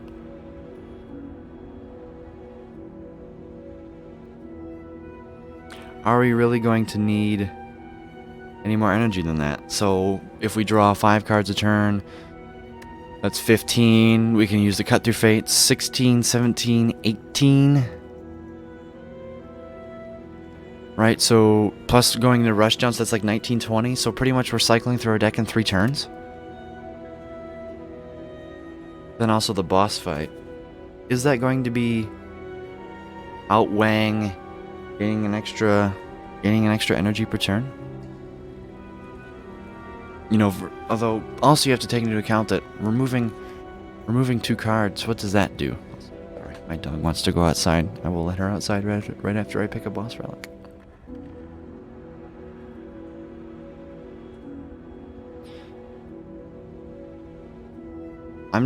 Fusion Hammer seems like the right pick here.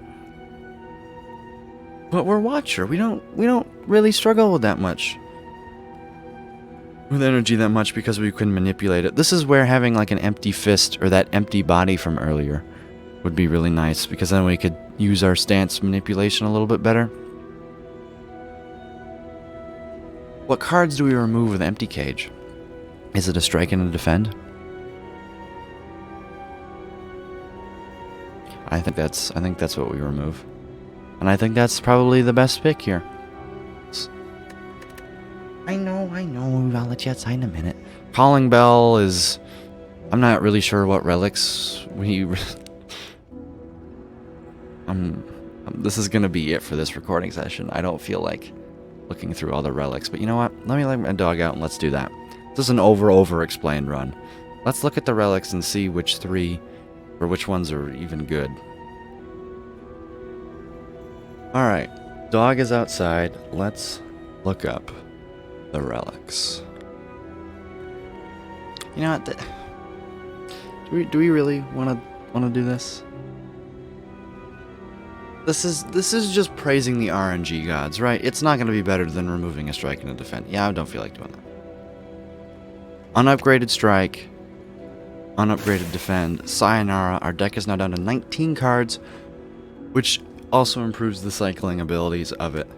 Congratulations. We made it as Act 1, and we're fighting Champ. Okay, I think there's a pretty simple way about how we beat Champ. We Ragnarok him once, play Meditate, get the Ragnarok back, Ragnarok him again, and he's dead. Yeah.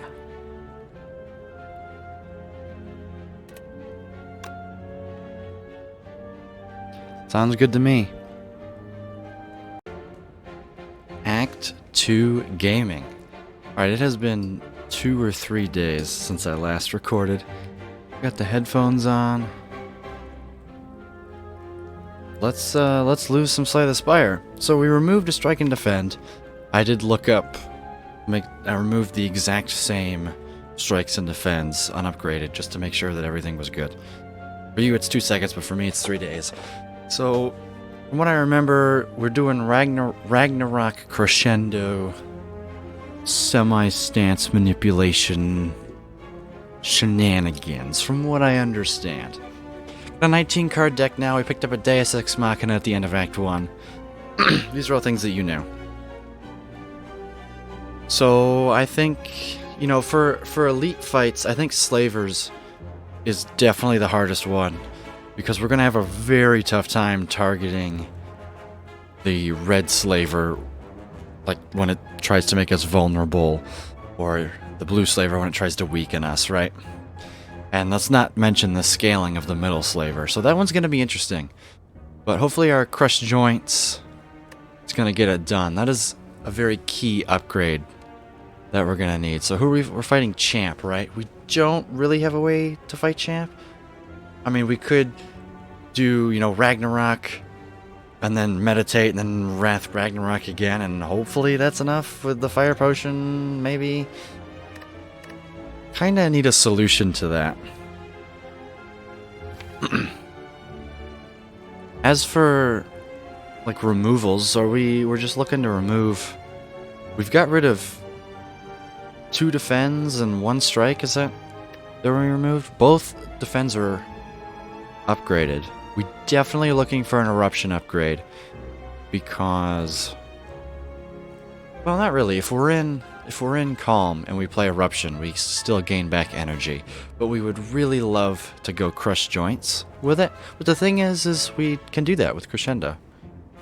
So I still think that's one of the key upgrades. Now the question is Act 2 pathing. I haven't even started to look at that. Elites. We could take 3 elites. No fires, or 1 fire. I kind of want to take a late Act 2 shop, because maybe that, although that allows us to miss an elite.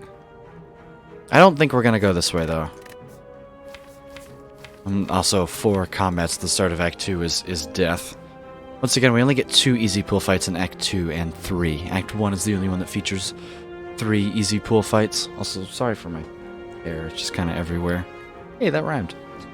Also, pretty sure we're not going to take the quadruple question mark into an elite. I mean, we could roll the dice, you know, just for S&Gs. Let's take a look at our events. We've got Ancient Writing, which would probably be a remove. Janks would be transformed to. Do we take Apparitions? Ooh. That is a question.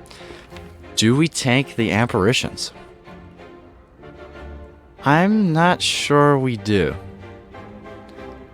I mean, we have. I don't know. That is a very interesting question. We added a lot of cards in Act 1. This is gonna end up being a big Watcher deck. Can't go infinite. Well, actually. No, yeah, we would need Rushdown, and then we need a Calm entry. We have Meditate. There's a lot of red on our screen, so we can get rid of that. This way is also 4 fights into a shop. We're not really looking to do that. And right, so I don't think we take 4 question marks or 4 fights. So that really only leaves us with, you know, a couple of possible paths. We could go this way. I guess we didn't finish looking at events. Cursed Tome. Oh, that's the Necronomicon event. Yes, we take that one. Altar is bad. Mass Bandits is pretty good. Old Beggar, we have that. Pleading. Vagrant, we have that. Coliseum we can't get until later. The Library, ooh, we can't find that. Floor is 19. Can't find that. Mausoleum would be bad. That would be 50 gold, and that would be bad. See, Act 2 events aren't that good early game. If anything, we would take this way. But I'm kind of leaning towards, well, maybe we go boom boom boom, then we go this way.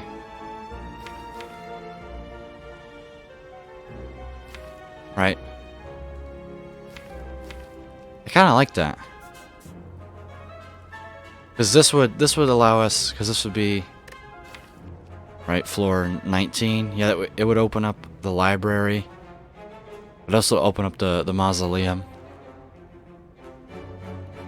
Right, it would open up some events. Floor 19, 19. So yeah, these things we can only take after 2. Although maybe it's just, I don't know why it's showing up weird. I guess we could go this way to an early shot, but we can't afford any relics. We can't afford any relics. So there's no reason to go there.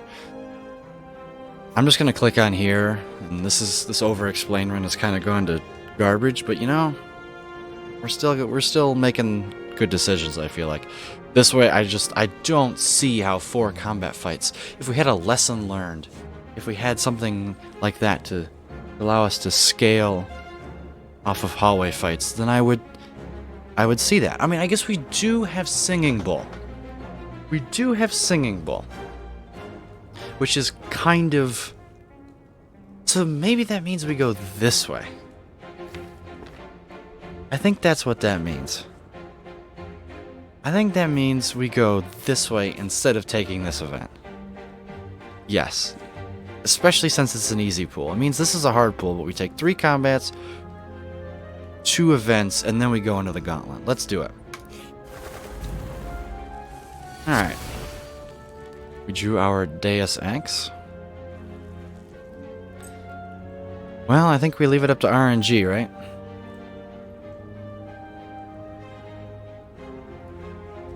Forget we have strength. So this does half, so it does 3.5. So that rounds to 4?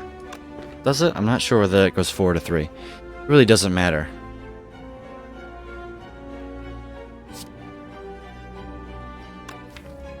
I would love to play Crush Joints on the vulnerable one. Let's do that. This. So if 9 goes to 4, then that means that this goes to 3. I mean, it doesn't matter. All we care about is it hitting a certain one. Perfect. Miracle defends. Letter opener procs. Good. I didn't even think about that when I was doing that. I really should have. God, he knows. Cut through fate, kill this one. Yeah. Meditate. Okay. Sure. Guess we should have looked for a black card, maybe? I'm not too worried about it, though. Meditate. I think we know what card we're gonna get back. Taking some damage here. I'm not too worried about it. Third eye first. This just ends the fight, right? 7.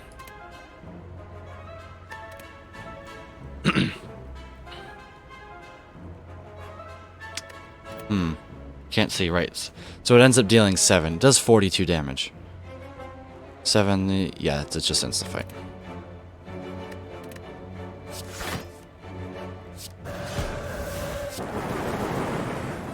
GG. Empty Fist. Or we could take a Worship. Ooh. This could be our key to winning the champ fight. Right? We take this, we go Divine. Actually, I think this Worship is looking real good in terms of winning the champ fight. These are good too, but the thing is when we go into Wrath, we are ending the fight that turn. This is why I kind of regret picking up these 2 cards. But They gotta be... You just don't patch up on a rushdown, right? I mean, that's something you don't really say during an over-explained run, but... This is where my tiredness sets in. This is a solution to the champ fight. And I think we take it based on that merit only. Oh yes, can't forget about the good old 21 turn 1.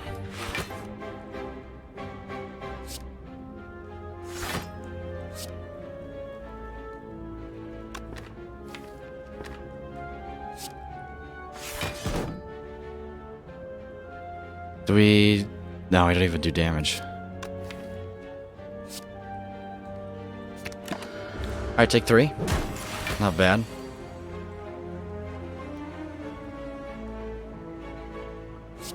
Here we go.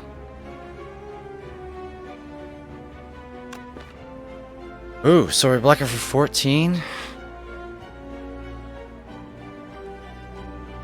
think we're gonna use a miracle here. If I had Rushdown in play, I would think about doing this. We don't have a reliable way to get out of Wrath. I think we do this, though. And then this. Hope for a block card. Good. And then Miracle Defend. Get some letter opener value. Take 1. Kind of unfortunate. Ooh. Ooh. If we do this, and then Crescendo, I'm pretty sure that it'll block for a lot. Yeah, this is just good. Yeah, okay.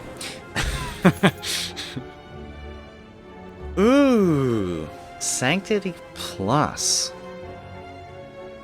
The last card played this combat was a skill. Draw 2 cards. That's some card draw. I'm just wondering if we take it.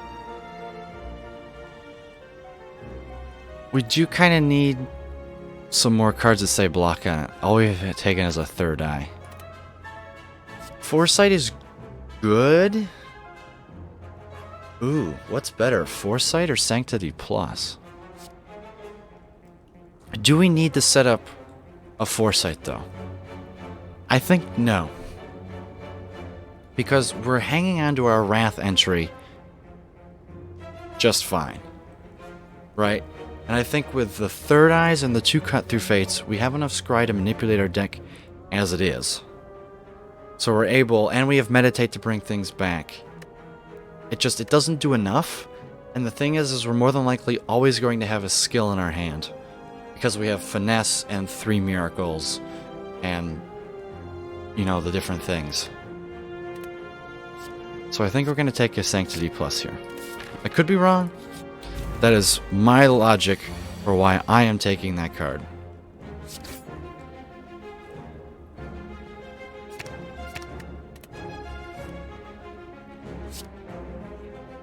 I just do this, right? And then I meditate it back. Snecko actually probably helps us here. Okay, I take it back. Ow.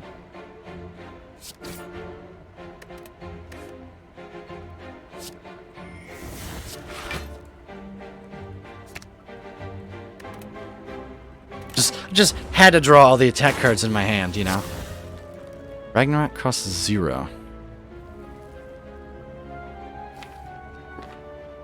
Why?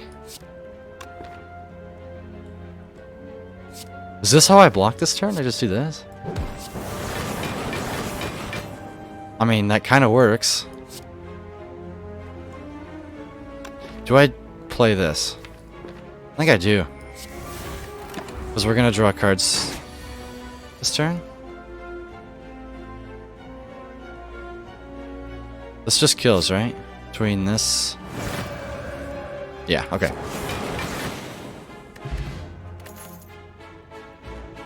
Plus match XP? I don't think we don't need a bowling bash. We're healing. Definitely taking the 2 events here. Move a card or upstrike strikes and defends. I think we are removing the unupgraded strike. I don't think there needs to be much logic behind that. We need our defense.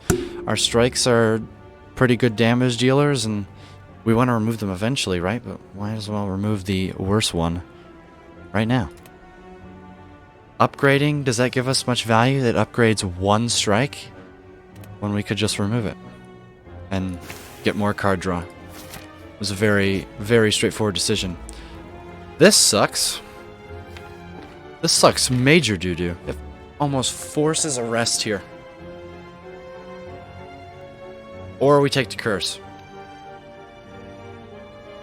But I think force rest for 5 max HP is whatever. I don't think this is worth it. We might not even go to a shop if we even make it through this. This is gonna be very tricky. Our deck is kind of sucky. I think we take this though. Puts us on 7 HP. Force a rest here. So we basically just gain 5 max HP. We're definitely taking this elite fight. Got good enough potions. Alright. Obvious fire potion here immediately. I'm just looking at it. We have a 70% potion chance? Okay, yeah, we're definitely popping a potion here. Just... let's pop the skill potion. Fire potion could be used a lot better. I mean, what's our turn otherwise? We cut through fate this and hope we get an attack? If not, then we go into Wrath and face Angry Mrs. Leader next turn? I mean, if this is a worship, we just play it this turn. Ooh. Does this... I don't think this works. I don't know the interaction on this, but I don't think it works. I'm going to assume it doesn't work. Yeah, I was hoping for something that we didn't already have in our deck. But... I really want to click on Deus Ex to see if it works, but I don't want to take the chance. My dog's over there in my bed and she's looking at me. What are you doing? I think we do take the meditate though. We get the worship back. We're going to use a lot of miracles this turn. Oh, it does cost 0, that's right. Cut through fate. I think we just do this. We just bop this dude. Do we take the 5?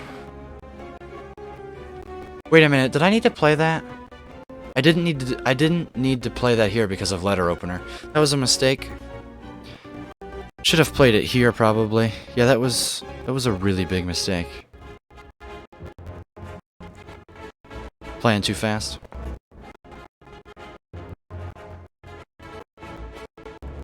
I think we blocked this 5 damage, so we're gonna go Miracle,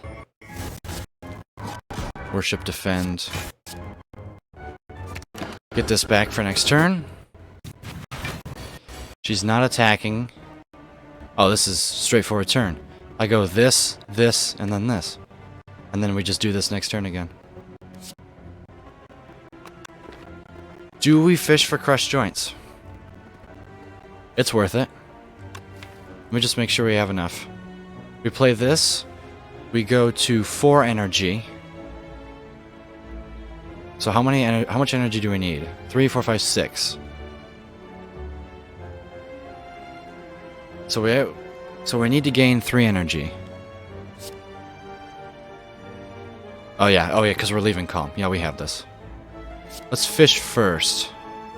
This is 18, this becomes 21, so 1 hit from this in Divinity kills this anyway, so we should go here. Oh, I love this game. Miracle. Oh, I probably could have saved that miracle. Yes, definitely could have saved that miracle.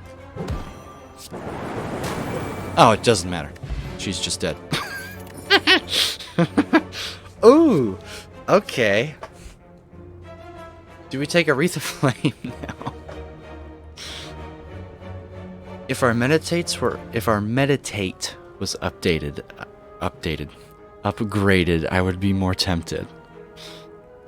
Also, we didn't need to rest. Then again, oh, also we didn't get a potion from that? Wow. Who knows, we'll probably need to rest in this upcoming fight. What are the chances of... It's a 30% chance for this to be a fight. Okay. It's a 60% chance for it to be an event or shrine, though. How are we beating Champ? I think we just demonstrated how we're gonna beat Champ. That was pretty cool, what just happened there. The enemy died very quickly. Do we take another third eye, though? I'm not sure we do. Haven't even seen our Sanctity yet. But I think we're good where we're at. Red Mask Gang. This is where we use our fire potion. More than likely. I kind of want to go Miracle. I really kind of want to go Miracle, cut through, Miracle, rush down, and just kill this. Does that do that? 10 and 16 is 26. If anything, I would attack you. This turn is tough. We could throw it up to the RNG gods or not. I think we are playing this third eye first, though. No, no. Sure.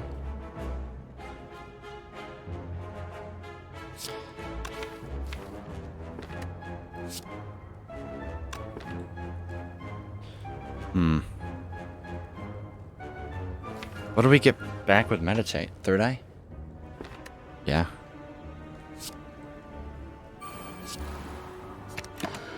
Alright, big turn next turn. -4 dexterity. This just draws a card, procs the letter opener. Play this without even ooh, third eye first? Are we always playing third eye though? I mean, yes. Yes we are.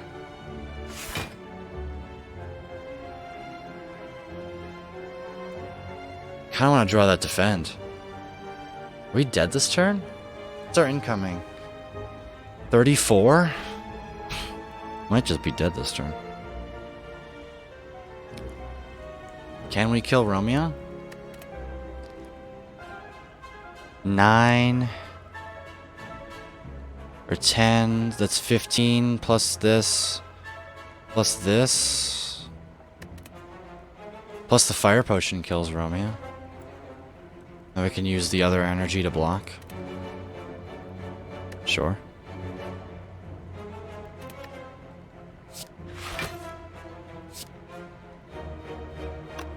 I play this first, right? Against a block, yeah. Ooh. Yes, I do this and hang on, do we need it to block? So this is 9 plus 15, which is 24. 24 plus 9 is 33. Plus 5 is 38. We're one short with the letter opener. You gotta be kidding me. In which case, do we just kill this? And save the fire potion for later. What is it? Is this weak? This is weak, isn't it? You do a big attack next turn, don't you? We should save our fire potion for you. I think this saves the most damage. Being weak next turn kind of hurts, though. Although, if we go angry mode Ragnarok, you're probably just dead anyway, so we should kill this one. Although, hang on. How much... So, the weekend gets 25%, right? So that brings us down to... Let me pull out my calculator. I was going to say 4, but that's not right. It's 4.5. Inspire gives... So it is 4. Okay. So that's 24. If we go in Wrath, that's 48, but it hits 12. So 12, 24, 36. If we kill this... You can kill this in 4. So that's going to be then 24 health off this. So it leaves you at 20 exactly, which the fire potion could kill, but there is a shield. Ooh. If I really wanted to, I would pull out a spreadsheet. All of you Jorbs viewers are screaming, spreadsheet! Myself included. Figure out the outcomes of this. I don't know if we can accept being weak next turn, though.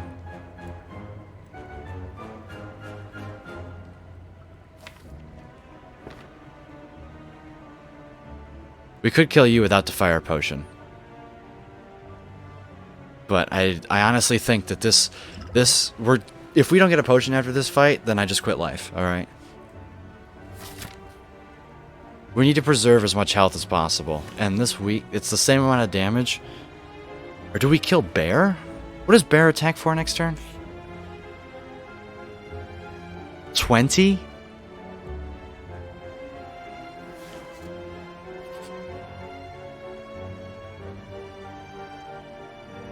It's 3 weak. And then it attacks for 17. You just attack for 12 all the time, right? Yeah. Always attacks. Yeah, you are going to be a problem. So we need to kill you. And we're 1 short. So does that mean that... That means that if we're going to proc the fire potion this turn, we should play this first. For block. We're going to be using...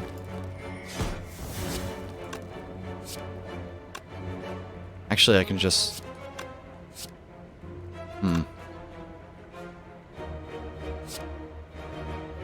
Maybe this goes... here.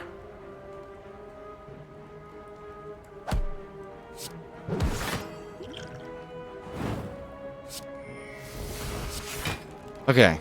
We're alive. Barely.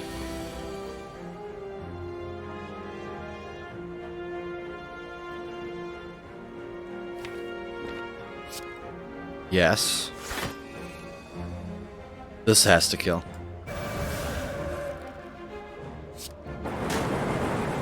See?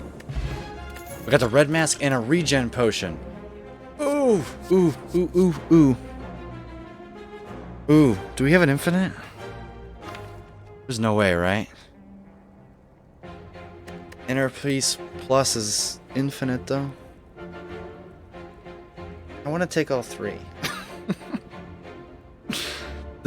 We have to take this. Yes, this puts us in calm. It allows us to draw cards. Do we take it though? Is it the right choice? I don't know, man. My brain hurts. I'm kind of rushed to do this act too. That turn was calculated though. That was good. We could have. Although, now that I think about it, could we have bricked there? I think we could have. If we didn't draw... Yeah, that fire potion was probably not needed, and we definitely could have used it next turn. I'm not sure that was needed, looking back on it. Because if we didn't draw both Crescendo and Ragnarok there, then we would have been bricked. And probably died. Although maybe a cut through Fate into the Crescendo draw. I'm playing so badly.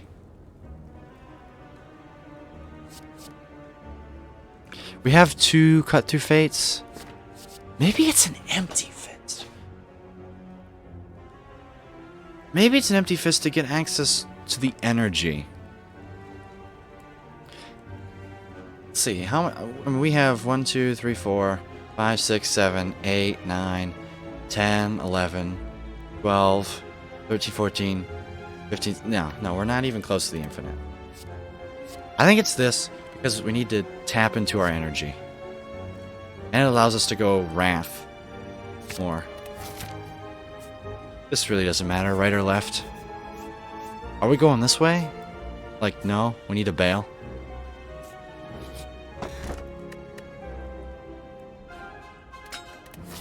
Okay, I'm very happy to pick up that empty fist now.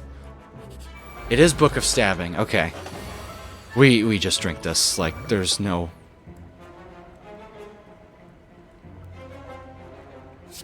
Cut through Fate first, because we can full block? Talk to the hand! I use this miracle here. Deus Ex is next. Proc letter opener. Alright, now we're in business. Now we're in business, folks. Rush down. Third eye. I'd like to see what we could draw here. Sanctity. Finesse strike. Okay, how much energy are we going to have for this? Okay, okay. This is fine.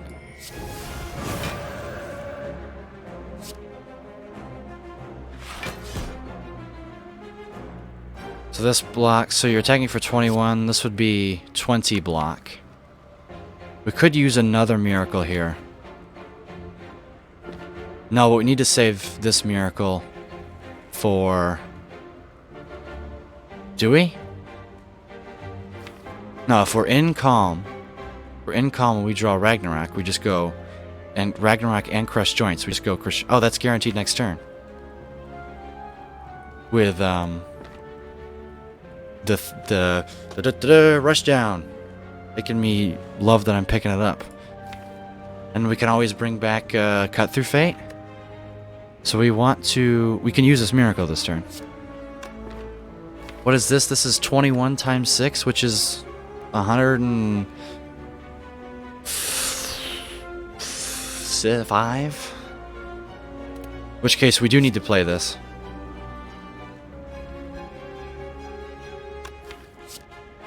Oh, but... No, we don't want to draw the cards, though.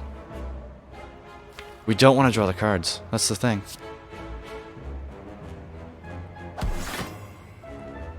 It's like there's an ant crawling on me.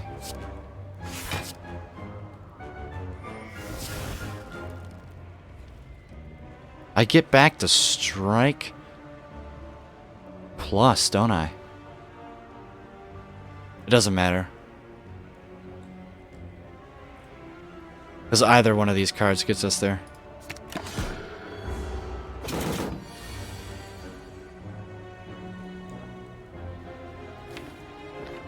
Right, Crescendo, Crush Joints, Ragnarok.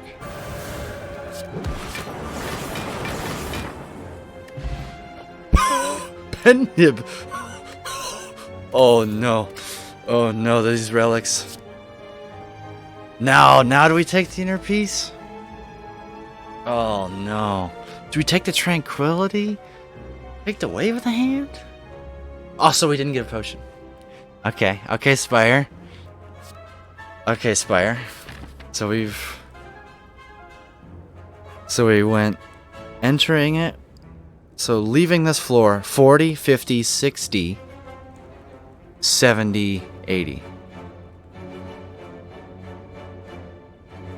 that right? Yeah. Would we be alive? We would be exactly dead. No, we drank the regen potion. That's right. Okay, yeah. Yeah, no. We did get the regen potion. But I'm tripping complete balls. Okay, we're good. That regen potion.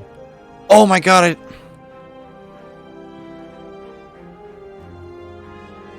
I didn't even think about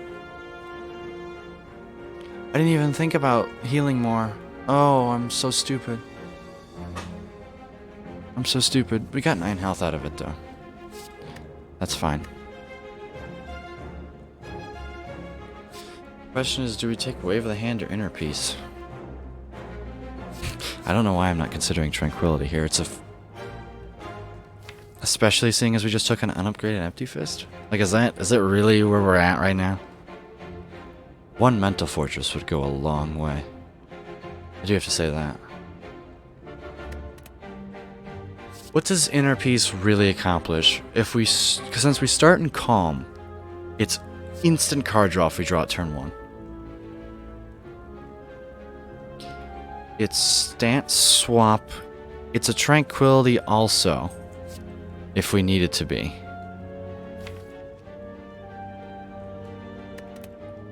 Wave of the Hand applies weak. Is that big of a deal? I'm not so sure it is. Let's take the Inner Peace. Question mark or fight? I think it's question mark. Although, do we go to the shop? Oh, we can go to the shop anyway. Oh, but it dodges a fire and... Ooh. So we're either going to be fighting Slavers or Gremlin Leader? I think Book of Stabbing is our easiest fight. I'm not sure we take this. Ideally, we have pen nib set up. What do we want pen nib set up on? If we have pen nib set up right going into this elite fight, maybe we win. What do we want it on? 8? Yeah, we would want it on 8.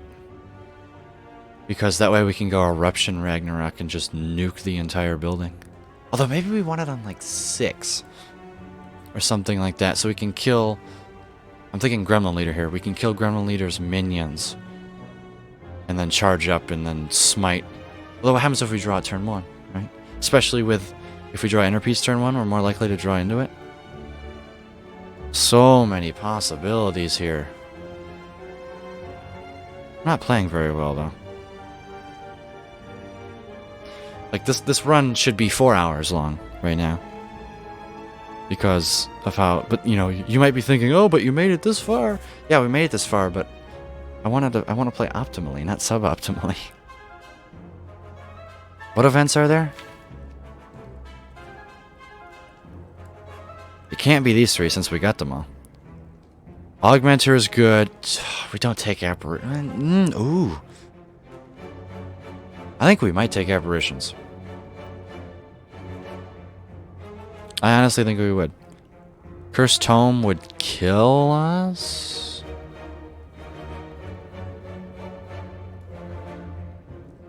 Right? I think it's 21 HP that we would lose. Right? 1...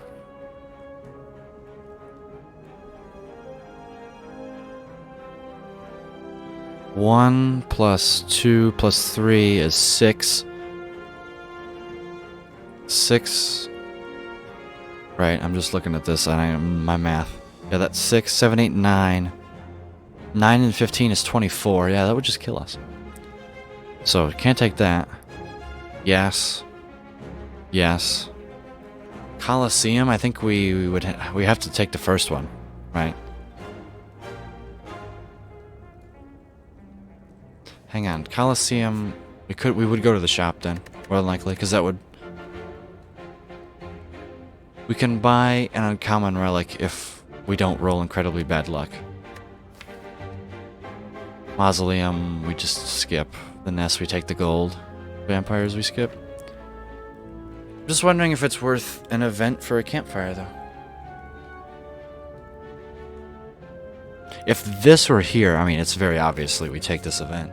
So we take the event, and then we would go into here another upgrade or rest. And then we're definitely taking that over a fight, because we're going to be on like 8 HP by the time we get out of here. I don't think this fire is that... I want the option to take the elite fight. It's a shop. Oh. Oh. Oh.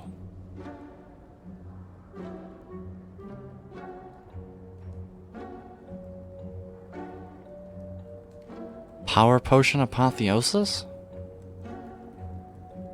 These relics are... Has anyone ever bought Hand Drill? Ever.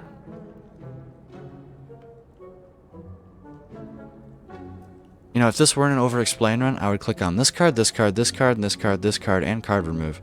If I had enough gold.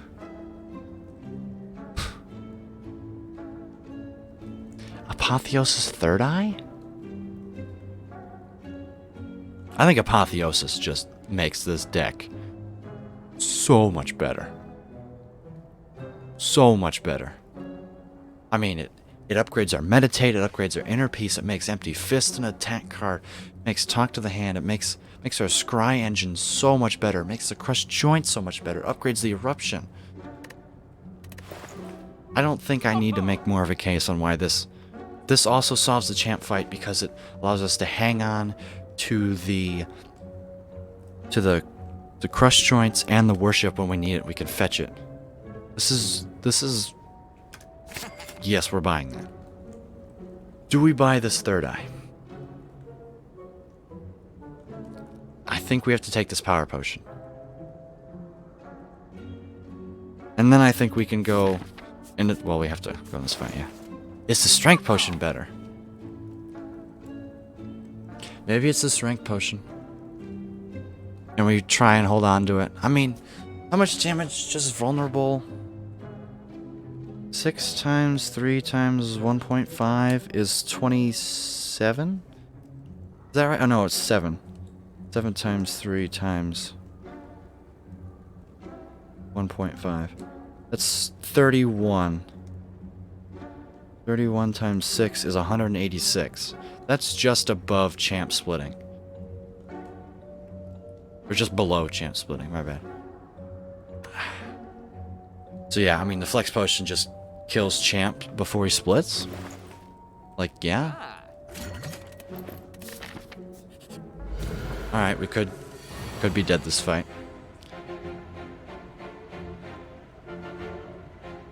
Which one do we go after? Also a nice red mask, by the way.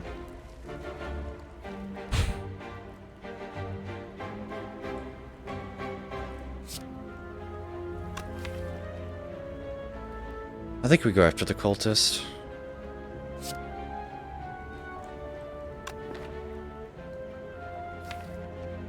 Which is, I hate to say this, I wish I had a frozen eye right now.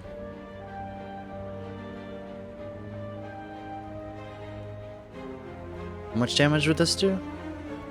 9 plus 15 plus 15? I have to do this. The crescendo is just extra energy.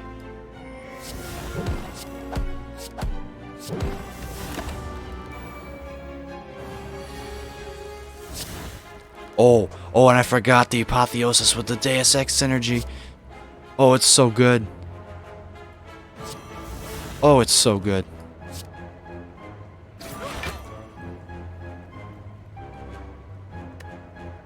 Are you dead?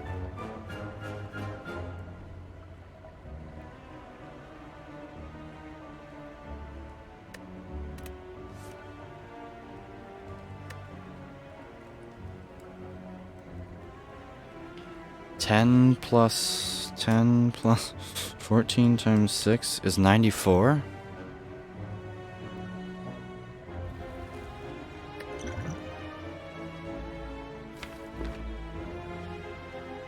You would be attacking for 24 and we would be blocking for 11.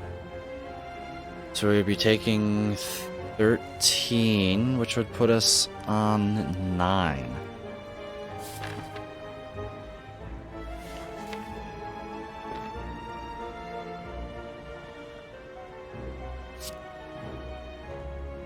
Hang on. What is 20? What is 20 plus 14 times 6? Oh, you're dead.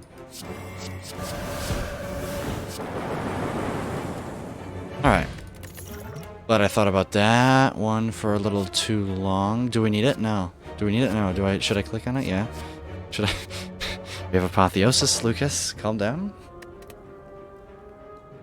Max HP. Don't want to bloat our deck too much. Jens, I would rather just draw apotheosis and play the upgraded ones more than risk. Like, how many of these have we seen this run? Risking it for the biscuit. Shop gives us. Oh, shop gives us nothing. Yeah. Come on. Ooh. Ooh.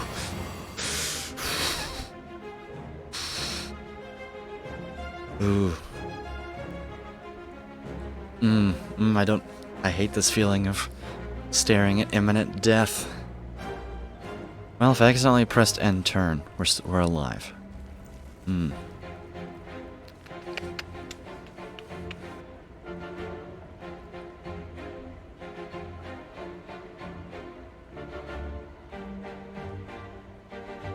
If we go Miracle, Brush Joints, Empty Fist for 15. Ragnarok hopefully kills this.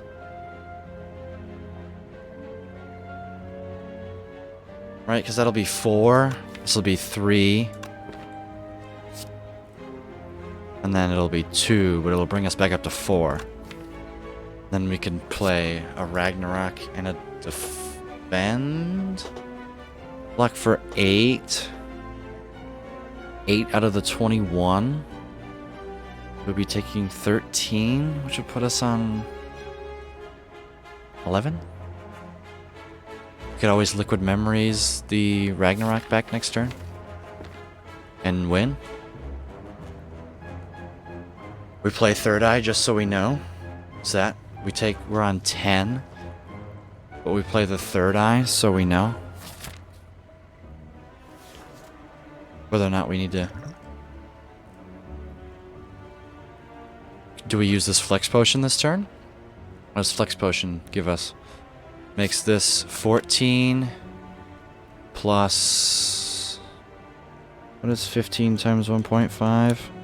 22. 22 plus 14 is 36.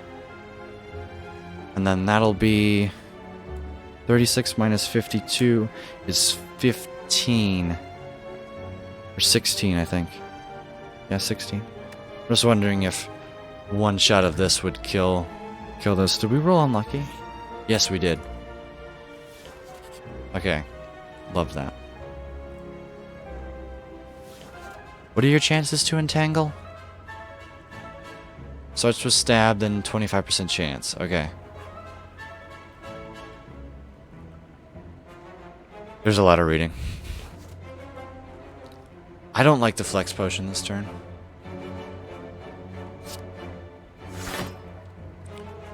Those aren't good.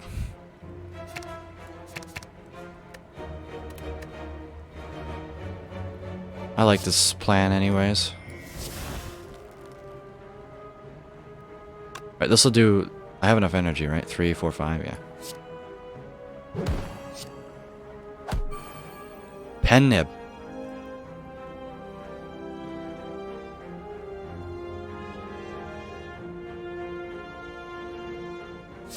That changes things.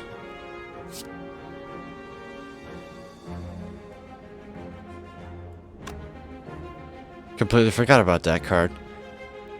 I just play this and then... Yeah. Yeah. Yeah, that wouldn't have killed it. Okay, yeah. Yep. Come on. Crescendo. Alright. Well, I think we're going to use a potion here. We're weak, though. Does that matter? So this goes down to 7, or I think... Does strength get applied before or after weak? I don't know, but this is happening. We have a way out of it.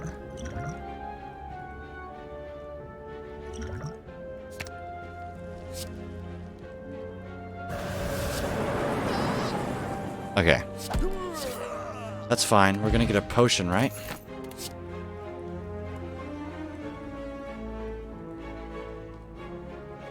I am completely alright with not having to think and just use a potion. Where's our potions? Where's our potions? Skip. Oh, okay, okay. Alright, Apotheosis, good. Apotheosis, empty fish, vigilance. Yeah, we hang on to this worship.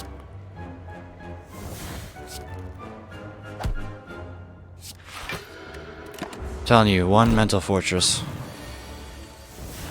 Ouch.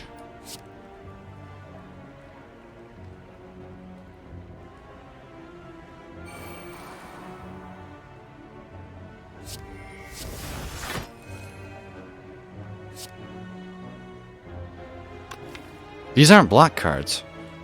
Like, I don't know what you want me to tell you.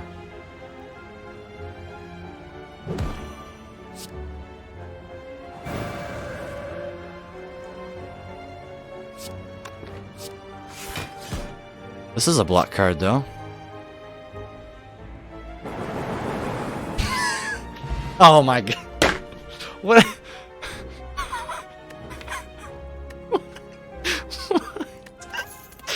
Good.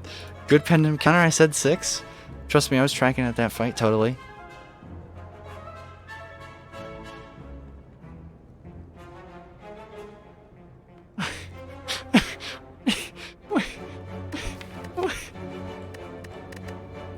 You've got to be kidding me.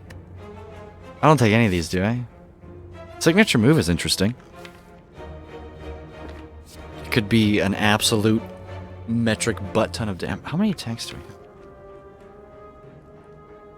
1, 2, 3, 4, 5, 6, 7, 8, 9. That's kind of a lot, though. No. Do we have an upgrade? Yeah, I didn't even mention this, by the way.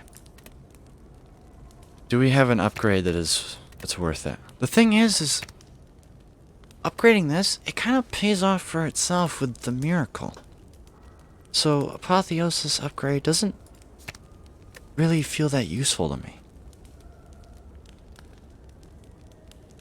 Do we just rest?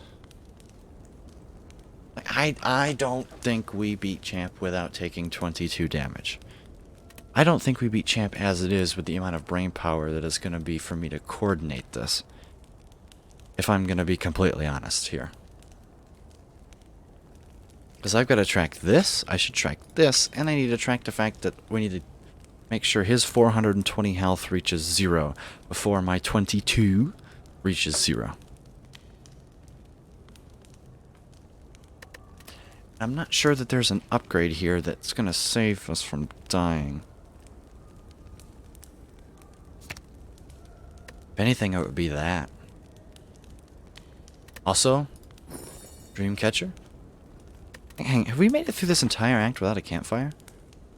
We rested Hero because we were on like 3 HP, that's right. We didn't have Dreamcatcher at that time.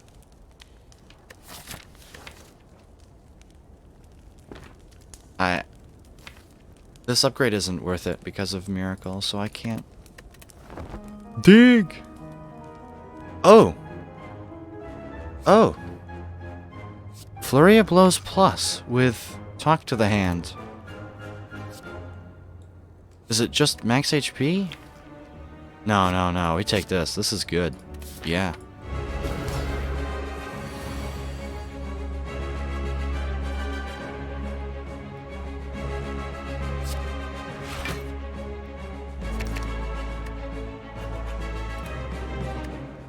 Like, I could play that, but I could also do this instead. And draw more cards. Was kinda hoping if I draw this and I draw Apotheosis, I can't play it.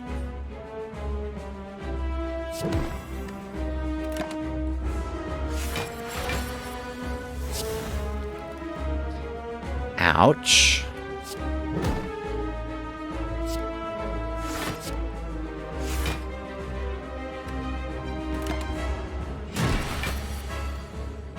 Here we go.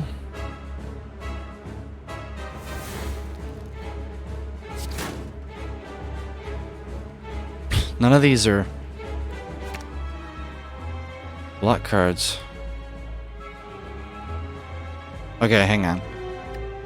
I draw this.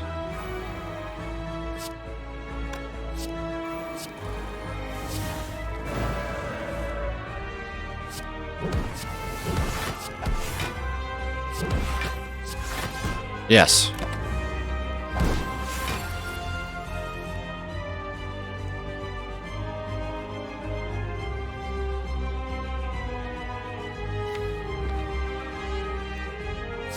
This, I think we win from here. I have to play this very carefully. Third Eye, Inner Peace Eruption doesn't leave us in Wrath, okay. This is good. We draw these two. We draw these two. We draw these two.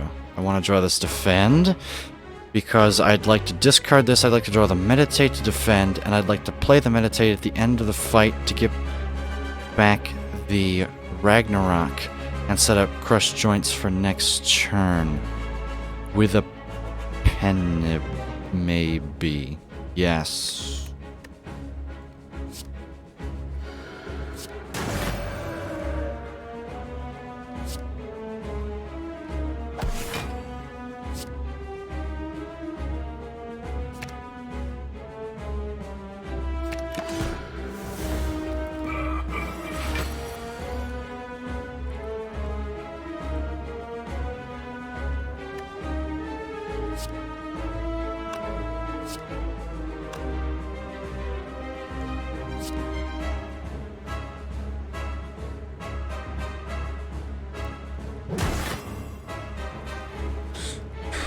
Okay, okay, hang on. This could happen next turn.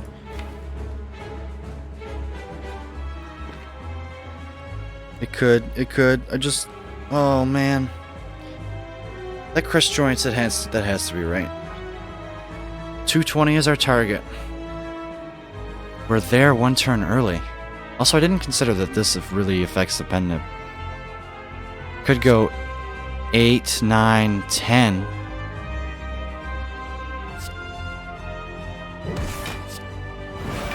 I think we do that. Holy Moses, this does a lot of damage. Oh, we're there now.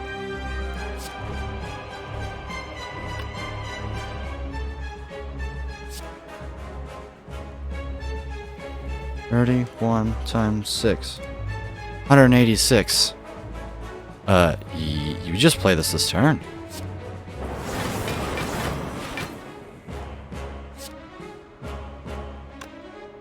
Wait a minute.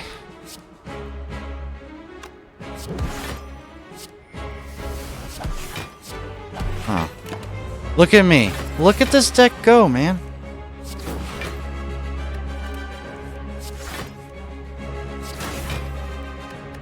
Look at this deck just absolutely obliterate champ. Oh, okay. Okay. The little deck that could. I am telling you, Apotheosis is what's making this happen right now.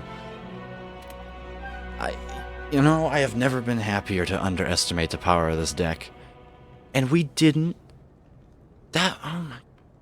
I didn't play it that well. Watcher. Oh.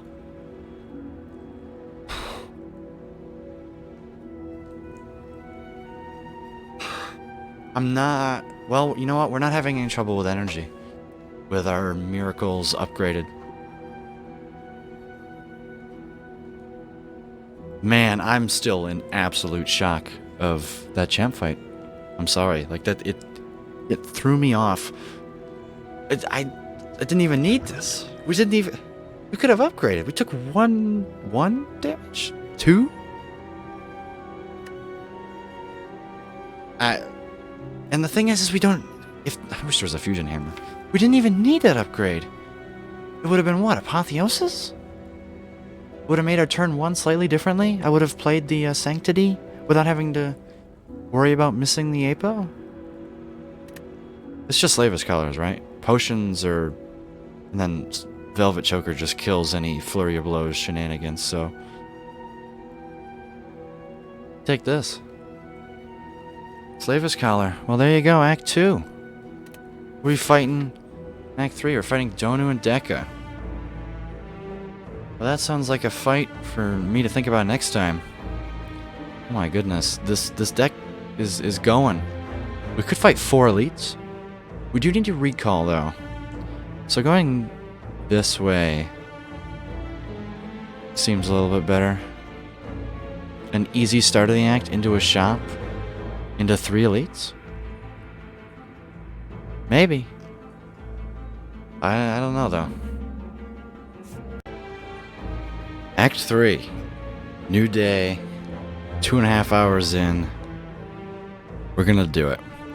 We've got the super elite out of the way, so we don't have to worry about that. I mean, we could take the solo path. I haven't seen a solo path in a long time. Let's see if it's any good. So we've got an early shop, which... I mean, we're kind of looking for... Well... Oh boy, here we go. It's an over-explained one when you start thinking of 8 different things to come out of your mouth.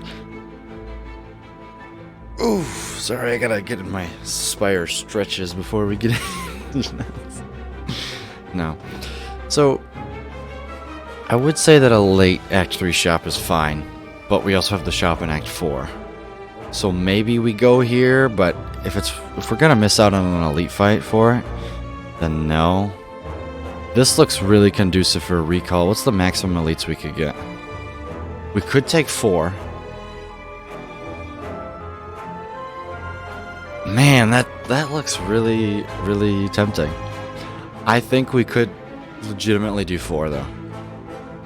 And if not, then we can always dodge this one, get a shop in the middle of the act, take a fire, and then if really we could just bail and go this way and hit up another. We're just spitballing, but we wanna be in mind that there is a shop in Act 4. Also, how much does our card move across? 100. Okay. Okay. Is this any good? 4 fights in a shop before 1 elite into a fire. And that's it? Yeah, okay, so this is just not happening. I think that's safe to say. That's just not happening. It's just not any good. Like 1 elite when I have the possibility of taking 4? Like, no, elites are an incredibly good floor as they increase your rare chance.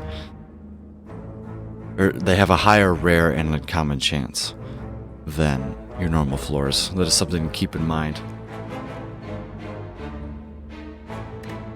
Sorry, I'm very tired. I'm planning on finishing Act 3 and Act 4 today. And this one's sitting. But we got a whole bunch of options here. We can go to, 5 fights and do 4 elites if we want. Seems pretty good if you ask me. I'm not sure if we're going to hit this elite because this seems like danger. Maybe. Also, I realized I never really explained why we picked up the scroll. I mean, we're looking for an APO, right? We're looking to play Apotheosis. This draws an incredibly amount. This draws, like, up, usually it's going to draw, with the miracles in our hand, probably 7, 8 cards, usually. It's going to draw a third of our deck for 1 energy. We took this not because it was a black card. Well, we took it slightly because it was a black card, but also because of the card draw, right? The reason we took this over a third eye. And also, devotion doesn't really do anything when we have worship.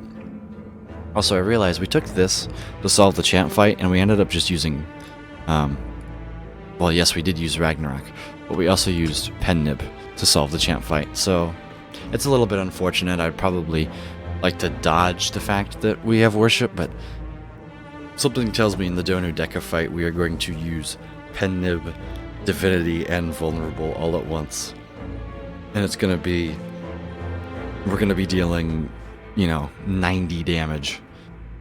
90 times 6 damage, or whatever it's going to be. So I'm excited for that. Also, we could take 4 fights into a question mark. I'm kind of... I did not mean to click on... Well, what I meant to say is I was gonna go here. Because, well, I mean, actually it's fine, because I didn't want to go here anyway. So... I want to end up here. Because it allows us to see we've got 3 options, right? So, I mean, really, it's fine. We're just gonna be in the combat while we plan out the rest of our fight. Or the rest of our act. So I kind of want to go to 2 question marks. The events in Act 3, what are they? How do I see them again? Here we go. We can have Falling, Mind Bloom, which can only appear up until floor 48. That's outdated. I'm pretty sure. Mind Bloom can only appear in the second half of Act 2. I think. Enter a combat with... oh, this is the rare Orb Walker. Sensory Stone. Oh, that's the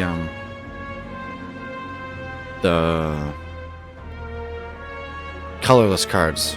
Actually, we don't really need this since we have Apotheosis. We don't have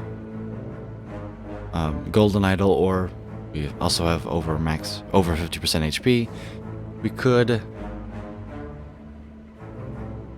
gain the red mask, in which case we would get the gold, in which case we would want to go to this 2 events before the store, and then Winding Halls is just madness. Yeah, no thank you. So I kind of do want to hit this up if we're gonna go to the 2 events before the shop. A lot of them have gold. What is this? This gives us gold. Mind Bloom is just we probably take the rich and we just remove at the store. Because also we have a whole lot of scry. We would go... Actually, that would probably be worth dodging 2 elites for. We'd be getting rid of the 2 curses. And we would just have 99 gold and... Well, I don't know what we would buy at the store, right? We can cross the bridge when we get there. Let's get through this combat.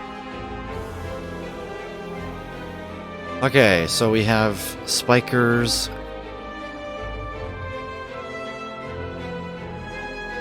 I think we're going to draw the cards first. We got a Deus Ex. We do have a scroll in our hand. Good thing is when we go into Wrath, we can actually probably stay in Wrath. The reflection damage isn't doubled.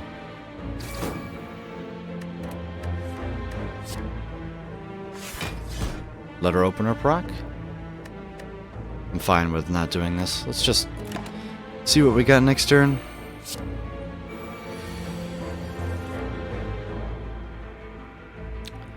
Alright. This hand kind of sucks duty.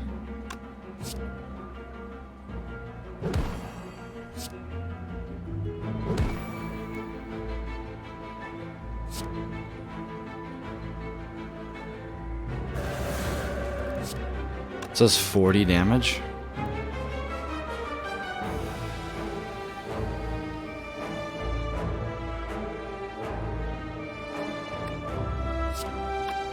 We don't play this. That deals us way too much damage.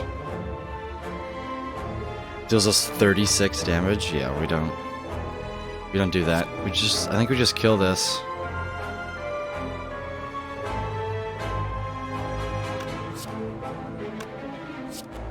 Yeah, this way.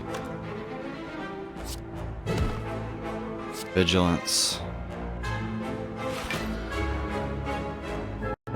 And pass. Take 1.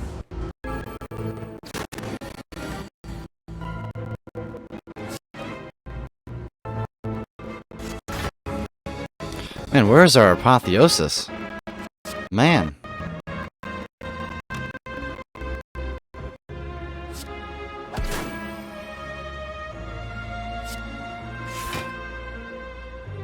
Don't need that, don't need that. Honestly, don't need this either. Well, do we need the rush down? I mean, no. Letter opener. We can play the apoth. Do we take 2 to deal 7 damage? Actually, it'd be better if we just did this. Drew the meditate. Do we want to hold on to a card? I think we should play this and hold on to a...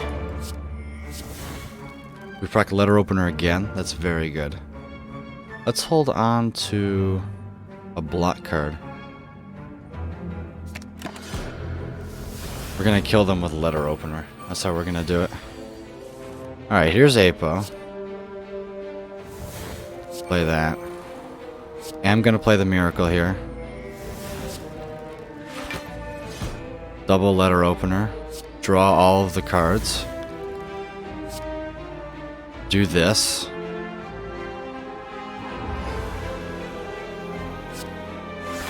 Letter opener again.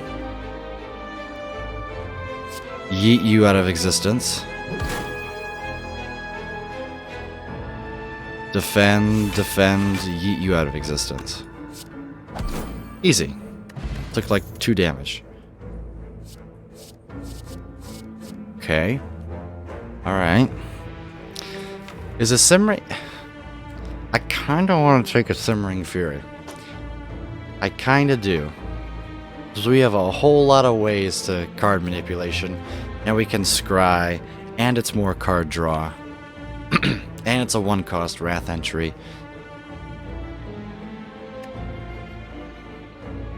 And seeing as we have this empty fist, we can have lots of ways in and out of Calm. We have a rush down. I don't think we need to take another rush down. We're not going infinite. This deck is going to perform really well in boss fights. Looking at it, I can, we play Apo, we get all of our rush downs in play. You might be thinking, well, Crescendo Ragnarok is only a one-time combo. Well, we have worships, we have Talk to the Hands to block, right? This is good. I think we're not really looking for cards, but, we're looking for something sort of spicy to happen. So let's take an event here. Transform a card. Let's transform Strike into a Perceive Reality. Actually, I'm okay with that. Okay, this fight should be very straightforward. Especially seeing how...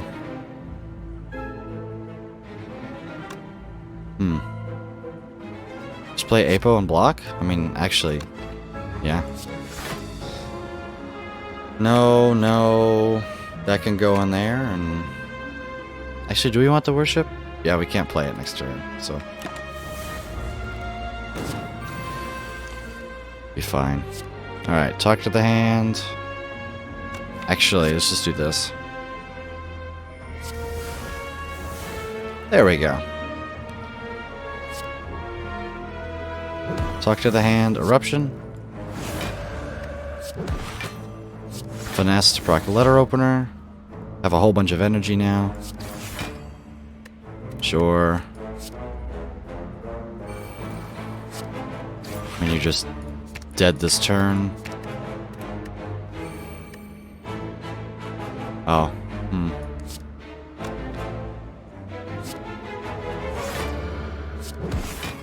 Would like to increase. Pen nib. Okay, yeah, that's fine. Don't need any of these. Do we go for, We haven't gotten any potions in our 2 fights. So we're up to a 60% chance.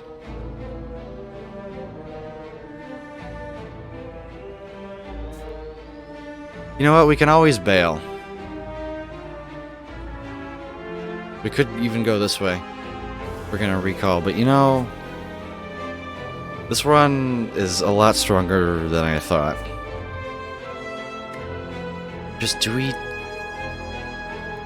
I would really like to go to an elite before a store, because elites give us lots of gold. I don't know exactly how much gold elites give us. That would be something to look up, but this is better and we can just go this way anyways. I mean, do we really need a campfire? Like, what is a card that we should upgrade before we play it? Maybe it's Apo. Like, it's probably Eruption. But we're looking. Let's go this way.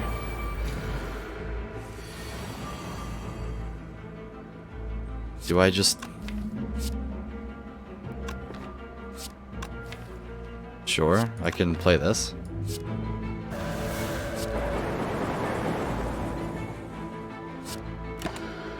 That's perfectly fine. Now they are all going to be attacking me. Also, this hand is awful.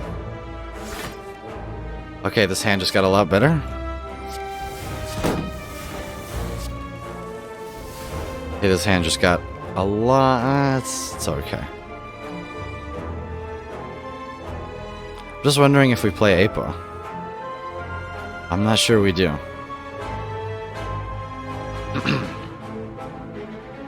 We have no Wrath entry.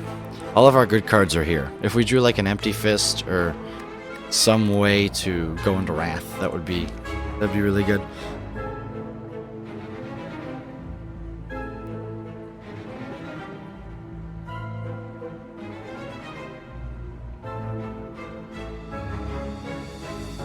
What's the optimal line here? Is it defend? Defend Sanctity? Well, we could play... Both of these cards are upgraded, so we don't have to play Apo here. Is it the Cut Through Fate first to see what's behind the door, and then we can draw it? And maybe we draw a Wrath away into Wrath. We're gonna attack this one because we might just kill it.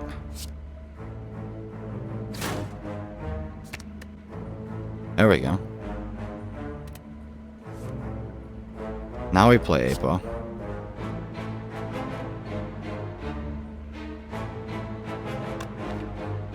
I guess that brings us to 2. This brings us up to 3. And then defend, defend. And it would definitely be worth spending an extra energy to kill this. Right, we're gonna be hurting this turn. Although maybe we don't play Apo. What's our let him open now? If we play one more skill. So yeah, if we just go Empty Fist, Strike, and then literally any skill blocks this. Or kills this.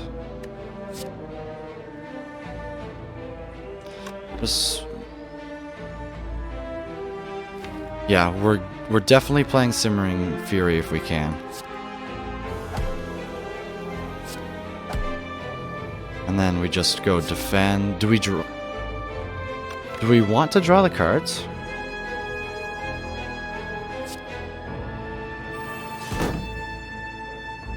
Snar being attacked for 24. Yeah, this looks fine. Okay, that's fine. Wait, Vigilance to get us back into Calm so we have more energy? Like this and this are the same. And it's not like we have another block card, so we might as well play this. And like, this is gonna... yeah, we're fine. Let's do this. Now we're gonna become very angry Watcher.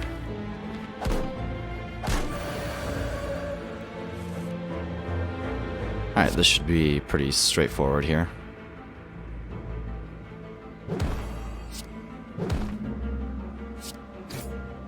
See, here we go. Got another flex potion. Sure. No, no, no. I mean, common attack, and mediocre block card. We're not looking for that kind of block card, and we have a Deceive Reality anyway, so... nice. Alright, now's the moment of truth. I think this is a pretty obvious choice here. We're gonna go for the elite. It's working out great so far. Triple Jaw Room. Welcome.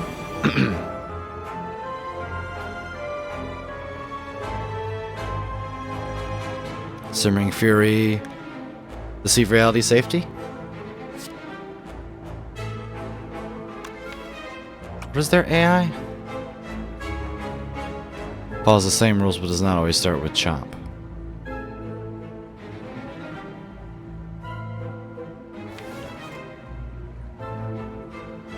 Yeah, that's right. Do we just full send it and hope we get lucky? Like, what is our worst draw? Defend, Ascender's Bane. Third Eye. Rush down. Worship Apo Deus Ex? If that's the case, then we just play a whole bunch of block cards? Like, I fail to see how this could go wrong. And we're going to be taking a lot of damage next turn if we don't set this up anyway. Well, we tried. We do have a way out, though.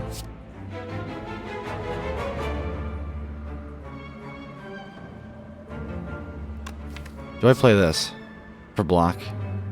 Yeah, because we're not full. We don't have a lot of block cards. Pen Nib, did not consider that. Yeah. Scrawl. Do we need the scrawl? We don't need this. That's definitely going. I'm just wondering if we... let's look for something else. Well, we can... Miracle Scrawl, yeah. It's fine. Alright, now we're looking at slightly less damage. Let's do this. This is just free energy and upgrades all of our cards. Is that what we want? I think so. And a prox letter opener. Allows us to clear our hand a little bit. Do we play this before we play this? Yes. Okay, this is good. This is very good.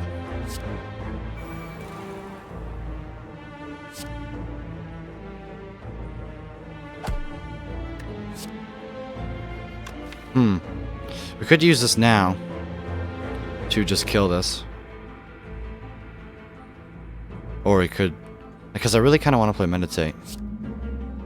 Yeah, let's do that. Guess I can do this here. Right? And then this. Didn't consider drawing the cards with Rushdown.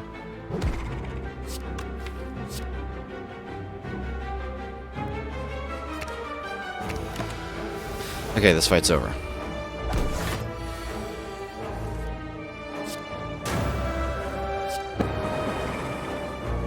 Nice.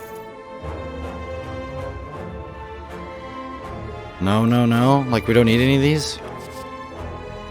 Also, we lost 2 HP that fight, and we're gonna get it right back. We have a feed at home, is what we have. We have feed at home. I'm telling you, once we get our Apotheosis in play, we are good to go. That fight went very well. Alright, it's Nemesis. This is probably the trickiest one. Giant Head is a walk in the park, and Reptomancer could be. Well, we would use a potion here. Something to notice is we also have 4 energy in these fights.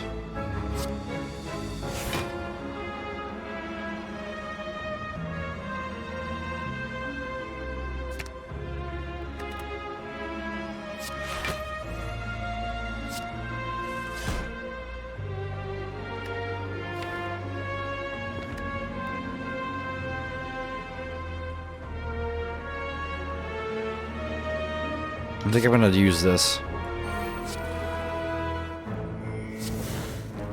I know this seems crazy, but hear me out. It's card draw. Nemesis is intangible next turn, and we could be attacked for 45, which we're not. This deck is kind of liking block cards, though. We play Apo. No. We try and draw into... Well, if we draw into Deus, if it's our last card... We play this first. This is weird. We play this first. Also... Yeah, then we play this. Look at that. Look at that. It paid off. We did lose out on 3 block, but... don't think it's going to be that big of a deal. Play this, get a Sender's Bane is fine. And then attack. 3 damage. And we set up Pendant next turn. Cool. I'm really not paying attention to it as much as I should be.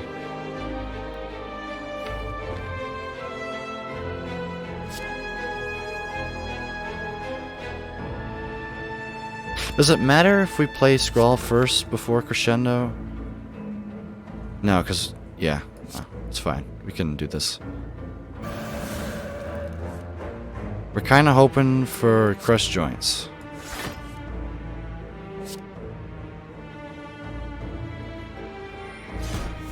We can play this. That's not a Crush Joints. That's fine. It doesn't matter.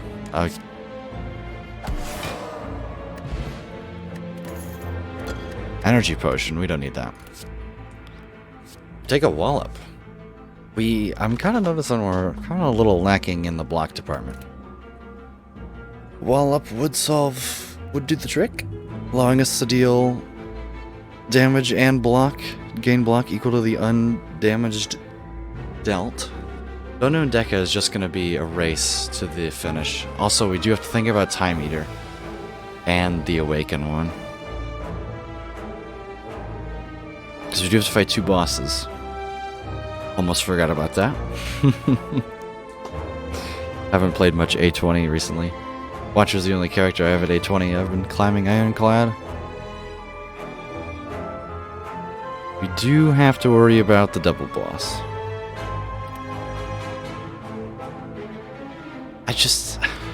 We're looking for another Talk to the Hand. We're looking for a mental fortress. That's what we're looking for.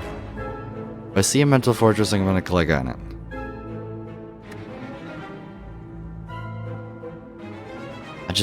I don't see... Well, if we take this wall up, it allows us to use our worship more and set that up. I mean, we're really, like, trying... Every card in this deck is so important. There's a scenario where every card is useful. That's what you want. You do kind of have a balloony deck, though. I don't think we need it. Stoa.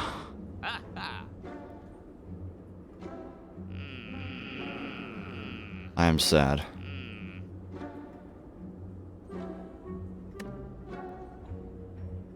I am very sad. Bottled apotheosis is no more.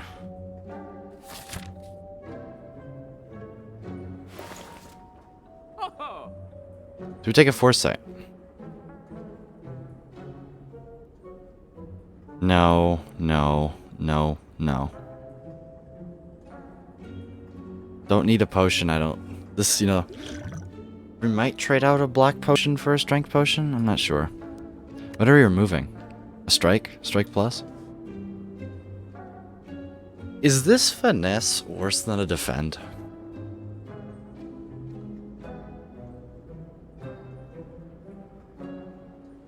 I don't think so.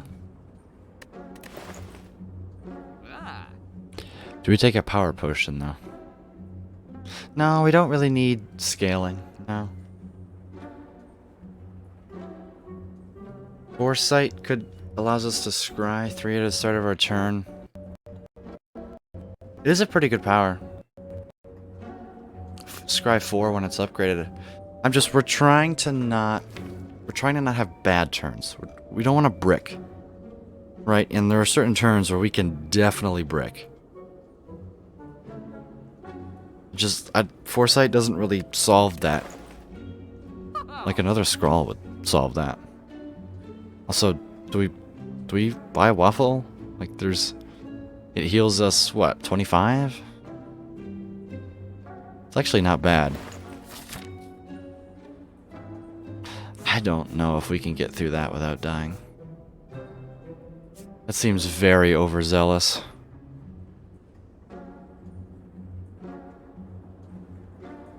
Makes me kind of wish I went this way.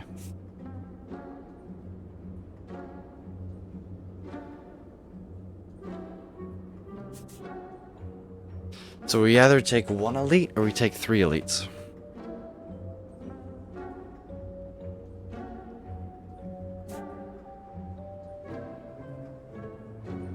Do we save gold for this store?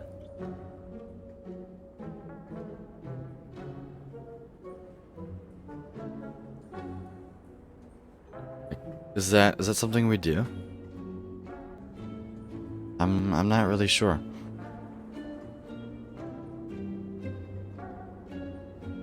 Pen nimb is kind of low, but we don't have an issue setting that up. Letter opener has dealt a lot of damage.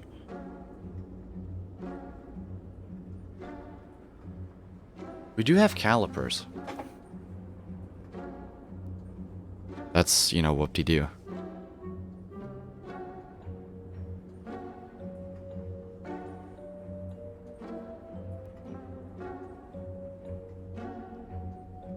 Dig. This relic is so bad. It's rare, too.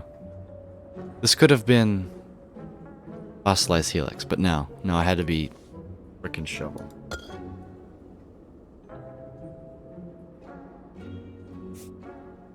Whatever. That's depressing. What happens if we go this way and then we dodge an elite for a fire? Is that worth it? We recall. We recall here. Yeah. I like that. That's the safety in me. Almost click on dig. And we get our blue key.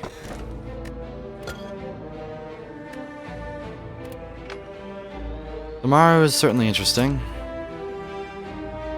I think we can handle this. It's a fight. Okay. 4 shapes this time with an exploder.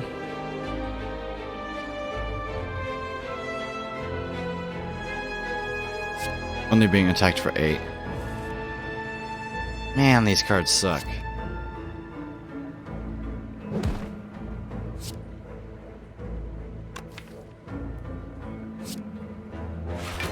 Do I play the Simmering Fury?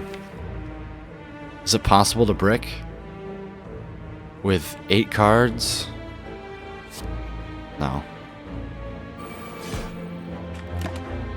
It's not. Plus we just dealt 20 damage.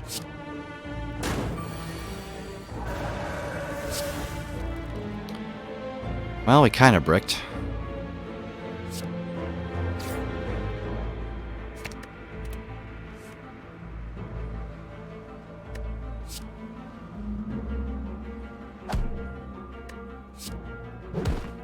Okay, no we didn't break. No, we're fine. This? No. No.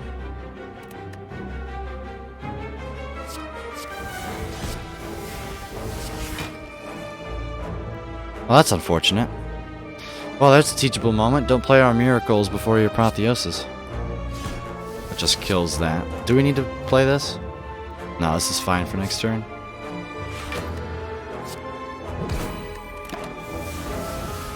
We hang on to 4 block with calipers. Let's go. What a turn.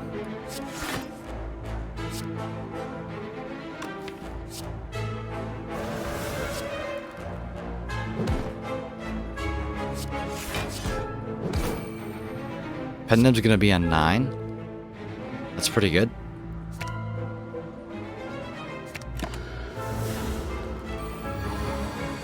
It's definitely setting that up.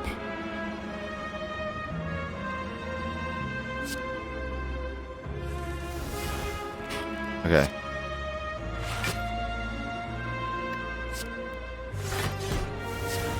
Pendulum could be on 8. Do we want it on 8 or do we want it on 9? We probably want it on 8.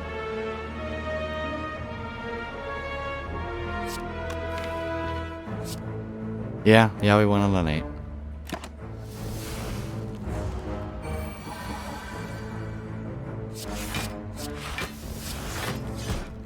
There we go. Allows us to go Eruption, Ragnarok, and things like that. Crush Joints Ragnarok.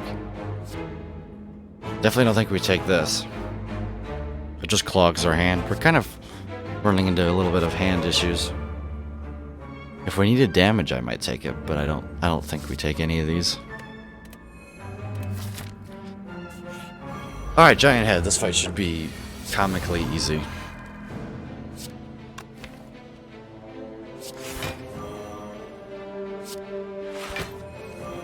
Come on, draw the Apo.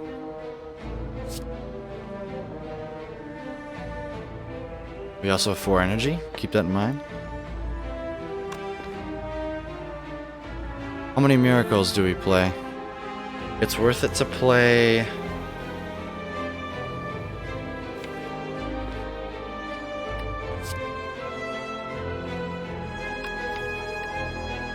I'm gonna play 2.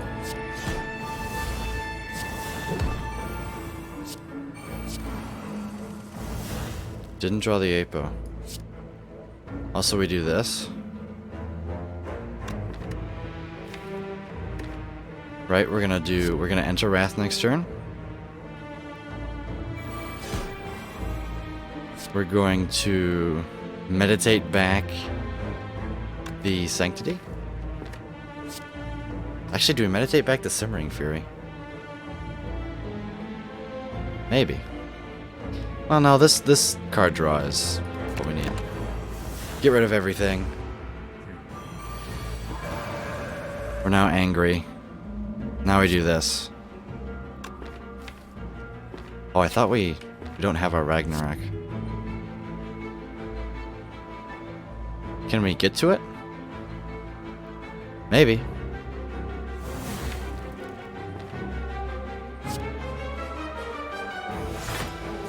It's worth trying.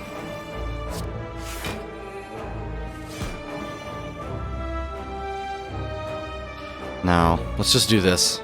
Oh, this is where we should have got back the Simmering Fury. How much damage is it? 58? Giant Head's gonna be very angry next turn. We should probably start dealing damage. Yeah, this is fine.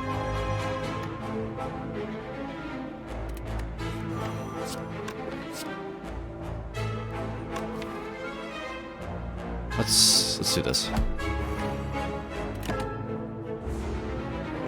2. Okay, yeah, we've got one more turn. This first. This first.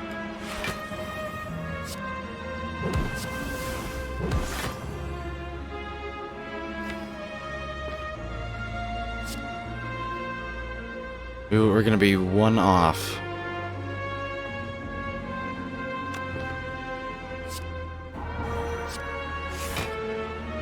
So we are gonna draw Ragnarok next turn. We have crushed joints. We might have to use both strength potions next turn, but this is gonna be interesting. We can attack for 40. Alright. We don't have Pen Nib. I really want to get Ragnarok back next turn, and it's funny enough, it's our best block card. I would also like to draw... Well, we don't need to draw the Worship next turn. Okay, this is fine. We do this. This to block for a whole lot. We play this. Allows us to go Third Eye.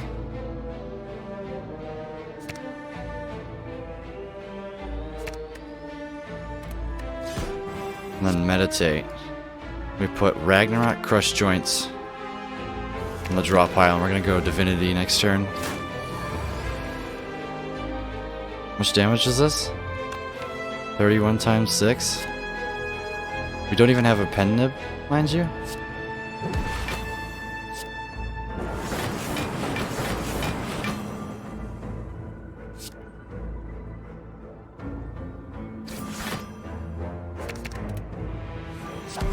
Easy. Start with a power. I don't think... No, we don't need any of these. What's a power? We could start with a rush down? Or we could start with a rush down in our starting hand. Yeah, I don't think that's worth it. I don't see it. Also, maybe I was wrong about this whole not being able to handle 4 elites things. What do we do here? Oh, we recalled. Hell yeah. Maybe I'm vastly underestimating this deck. I don't know. It seems like it.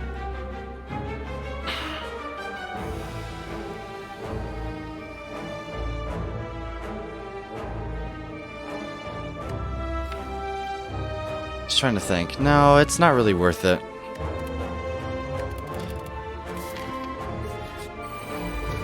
Oh lord. We are Pen Nibbed.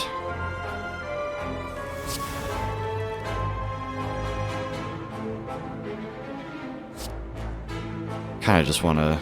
Yeah, we're not gonna be able to deal with this. 6 times 3, don't do that. Curse, definitely don't do that. Strike, defend, I don't...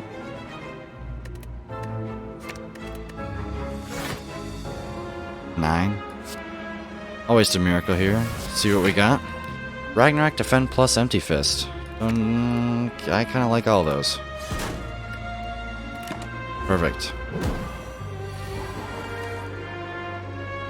Ooh.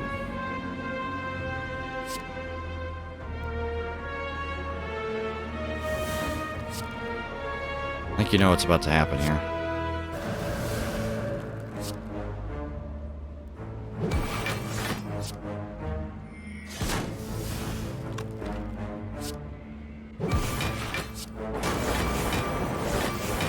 Oh wait, if this curses us, how screwed am I?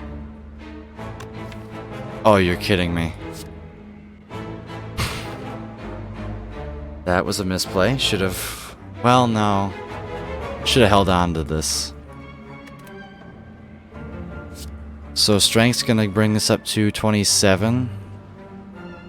27 times 2... Or 27 times 1.5.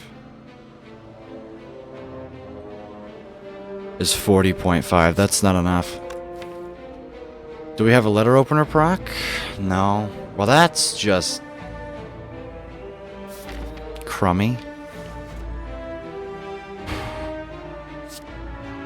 Wait, but we have the flurry of blows. Yeah.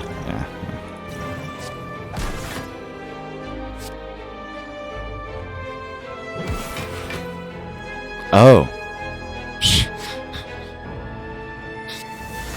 Yeah, I'm... Well, I'd rather take 29 damage than get a curse. I know that may sound crazy, but...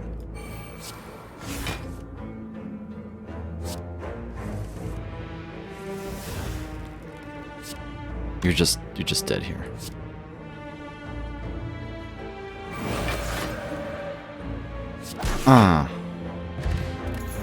That hurt a little bit. Oh, I thought this was a Fear No Evil. Do we take another Crescendo Plus? I kinda really like it. If I bottled the thingamajig, maybe. Do we take the Sash Whip for weakening, though? That might be worth something in the heart fight. I really think that's going to be worth something in the heart fight. Also, we did get a potion, so using the flex potion there is whatever. We also coincidentally set up the pen nib. I'm going to take it. Call me crazy, but I'm going to take it.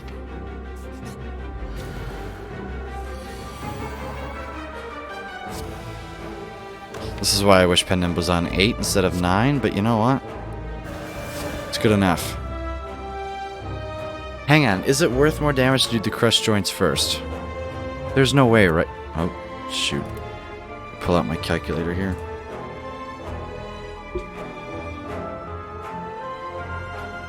$36 plus 21 times 6 versus 28 times 6. Yeah, no, it's worth it to do this first.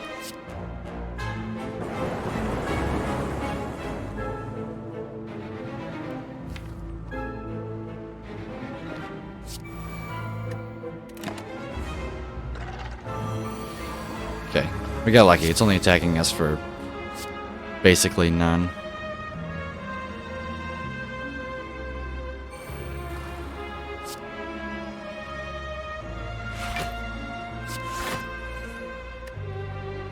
Cool.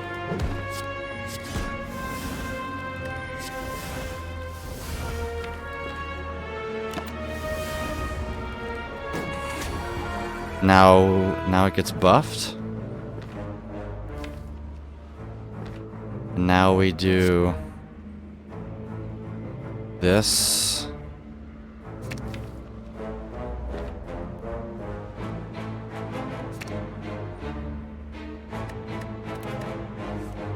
This.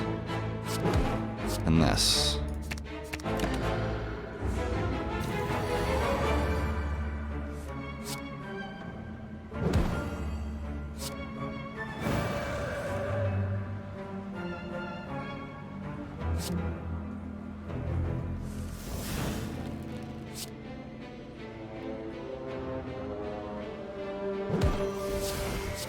Setting up pen nib there.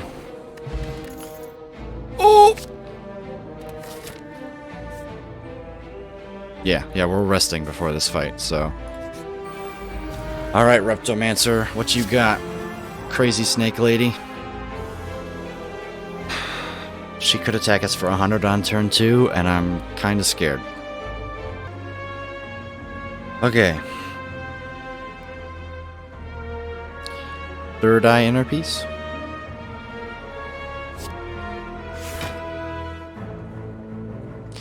Kinda wanna play the Ragnarok.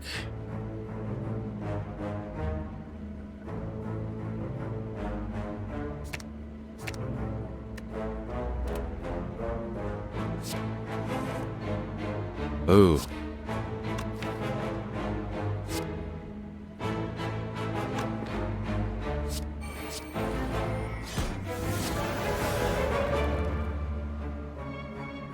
Ooh. How much damage is this? It's gonna be 14. So we should get one of them down below 14. This one. Yeah.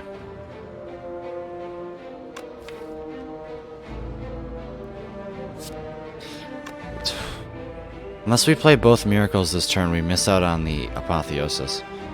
I'm gonna do that.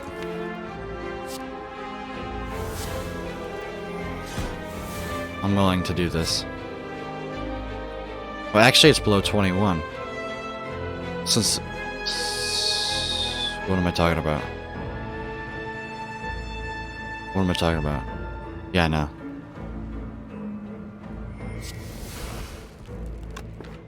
Yeah, it's below 14. It's gonna be this one.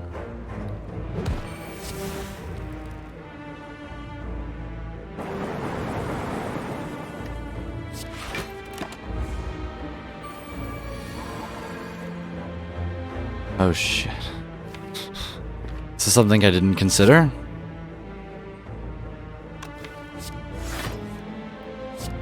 We're fine. We're fine. We're fine. We're fine. We're fine. We're fine. We're fine. Should have set up. Yeah, okay. Alright, this is the obvious worst potion. Oh. Establishment. That allows us to do funny meditate things. Ooh. Do we need it though? Okay, this is interesting. Cloak Clasp is excellent. I should have set up Pendant more. That's whatever. It's fine. I would probably take all three of these in a perfect world. Establishment says whenever a card is retained, reduce its cost by one less combat. So that works with cards with Meditate. Meditate does say retain. So we can have, you know, 0 cost Ragnaroks. If we were to, 2 cost Ragnaroks, we can do cut through fate shenanigans. We can make eruption costs. Like, we can go infinite with this. Like, we can, as we retain enough cards, we can. Like, it's scaling with Meditate. You know what? I'm gonna take it.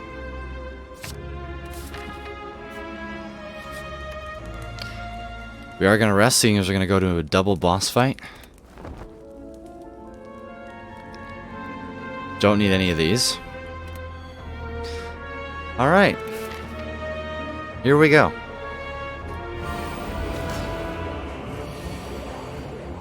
Wow. Okay. Okay.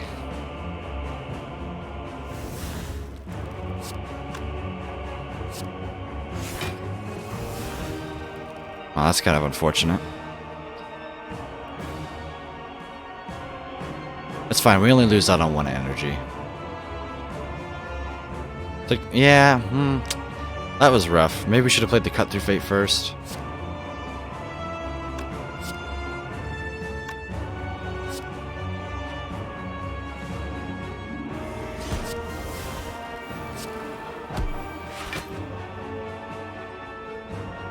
Which one should we be attacking? I didn't even consider that. Probably Donu, because strength scaling. Yeah, we should go after Donu.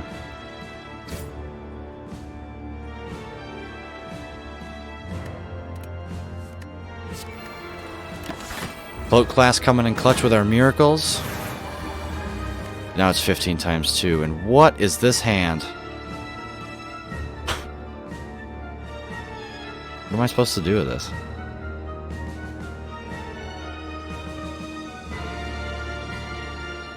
Just play defend and press end turn?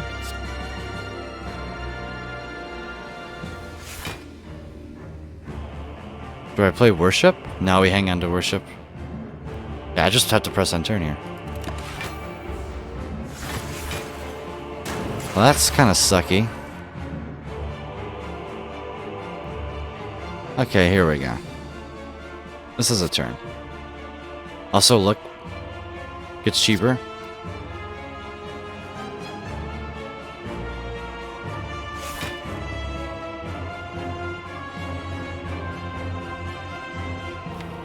Alright, this could be... Let's do this. Do we have a... Flurry bows? Okay. I want to play crescendo... Well, no. We should do this. I am gonna play... Let's do this. Let's attack you. Rush down, and then we get Talk to the Hand, Meditate back. Okay. So we draw... Draw this. Let's play this.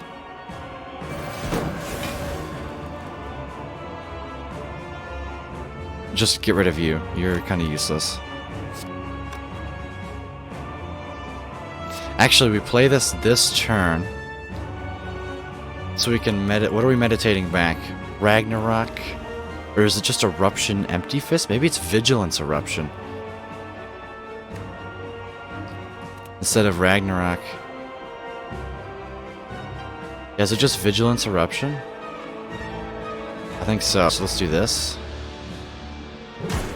Simmering Fury.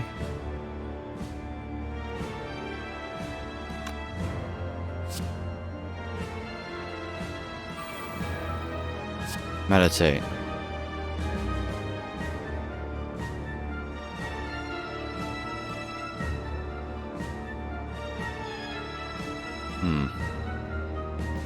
Is it Eruption Vigilance?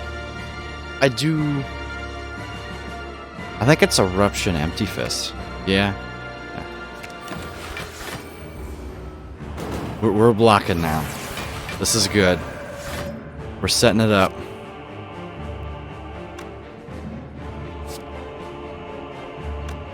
What does our draw look like? No, no, no. Reshuffle the draw pile. Here we go. I'm going to do this. This is literally just free damage. And stance swapping. I'm not too worried about that.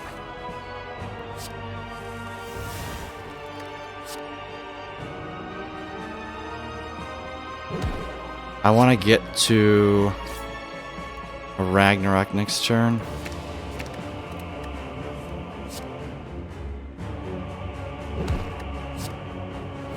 This is stupid. I'm gonna hang on to this for cloak class value. I'm gonna play this.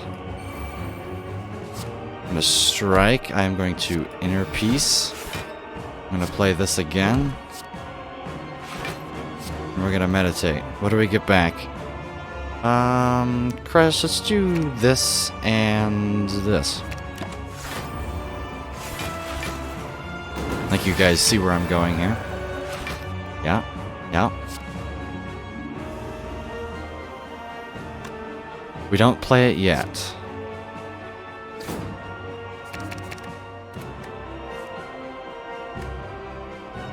Okay.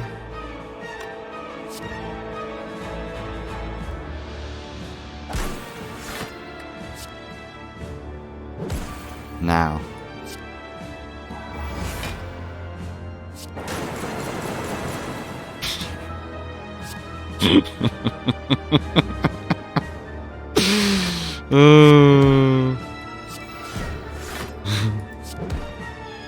And get letter openered.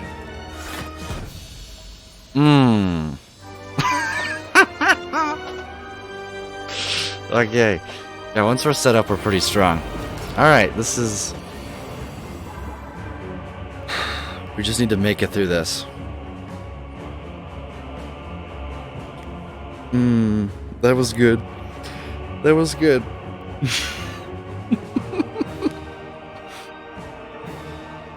Okay. I have absolutely no idea how to approach this fight. So I'm going to pause and let my headache subside and come back to it later. Alright, took like a 10-minute break. Headache is still there. Drank some water. But let's die. Let's die here.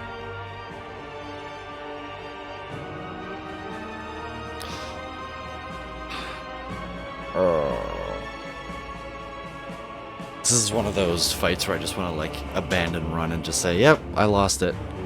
No. But we have come this far. Also, I'm definitely not playing Act 4 today. My brain is fried. I don't know how people sit here for, you know, over 4 hours in a run. Takes a lot out of you. Do we just play Scrawl, right? Do we Miracle first? You know what? I think we do. 1 extra energy is not worth the card draw. Alright, that's something. Rushdown gives them 2 strength. I don't think we play that just yet.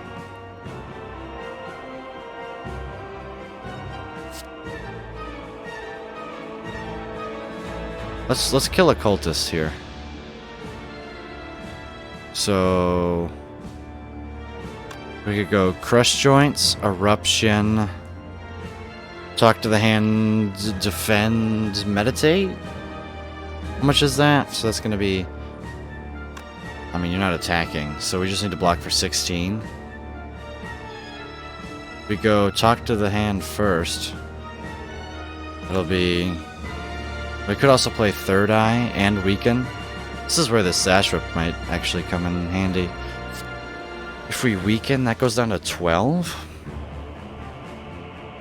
So we only need to play 2 attacks with this.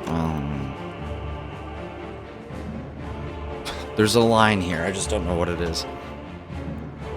There is a line here.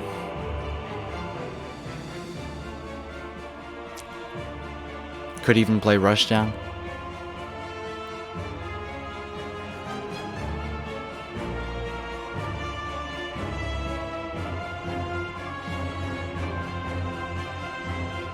We could... Question is, we're gonna play this Third Eye over to defend, and we're definitely playing a block card. So why don't we go Third Eye first, that still keeps the Crush Joints enabled. Now let's just see what we get. No. Oh, there's so many options this turn. We do have Cloak Clasp. Remember that. We have Cloak Clasp. So we only need to block for... I'm glad I looked at my relics. Right? Whenever you don't know what to do, look at your relic. Alright, set it up. So if we press end turn, we would only block for... We'd block for 10.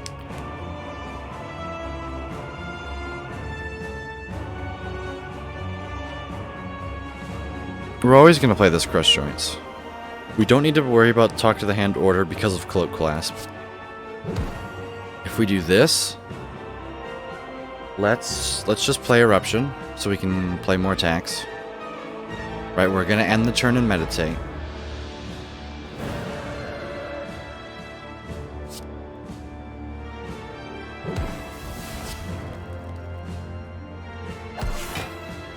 Looks like we're just relying on Cloak Clasp.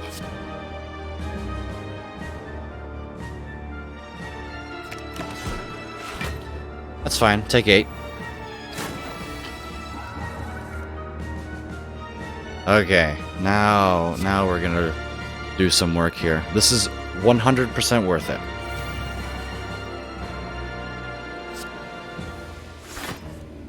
Okay.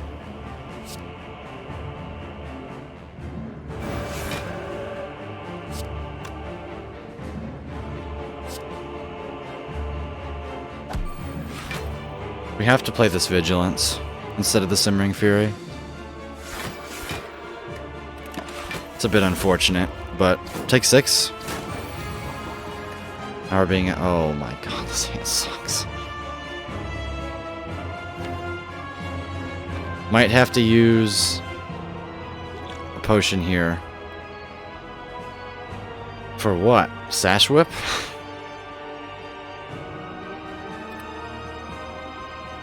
Question is, do we play Apo first or Inner Peace? I'd like to search for this Deus Ex. Wait, we can guarantee get it, right? No, we can't. Actually, we can.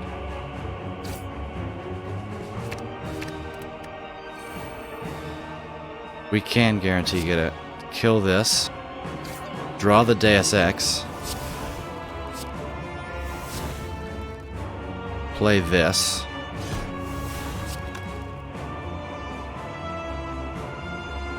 We're gonna use a potion this turn. Now all of our cards are upgraded. What do we fetch? I really want to play this Establishment. Just what do we fetch? Is it Meditate? I kind of want it to be Meditate. Because we're going to have 4 energy. 2 plus 2. So we can go Establishment, Deceive Reality, Defend, or is it Sash Whip? It only prevents 8. No, it should be Meditate, because Meditate with Cloak Clasp. We're going to do a whole bunch of stance swapping. Also, we did play Mental Fortress before the Apotheosis. Don't think that's going to be an issue, though. Don't have Rushdown in play, so we can do this.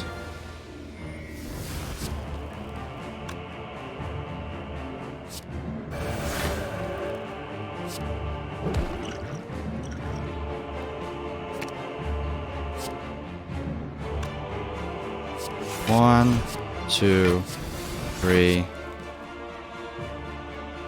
4. Yeah, this is worth it because we can do this. Alright, what do we lower the cost of? I'm thinking these. Take 9. Alright, this is getting close here. This is gonna happen.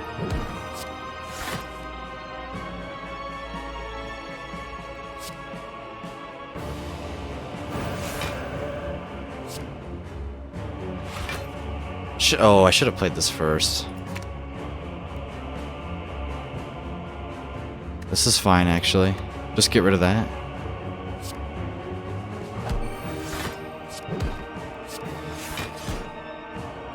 Why did I not play... Yikes, that was bad. We held on to block. We can do a Divine this turn? Can we just kill you this turn?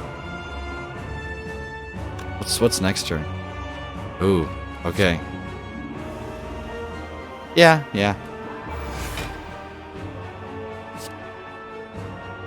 Yeah, we could definitely kill you this turn. How much is this? 31 times... Isn't that like 180 something?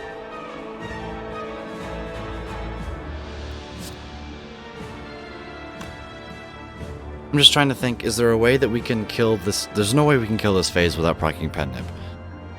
So it's next phase that we want to worry about. So why don't we do this next turn? No, we want to kill... If we can block this turn, we want to be able to meditate cards that we're going to need. Like, block and stuff. We can kill this turn, it's just do we want to? Do we want to kill this turn? And I think the answer is no.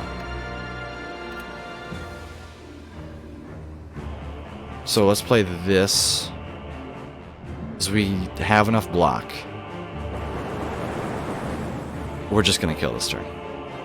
Whether we want to or not, I guess. Well...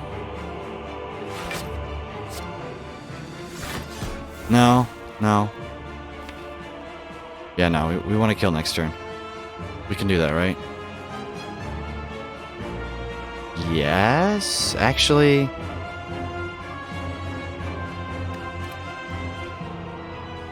We can't.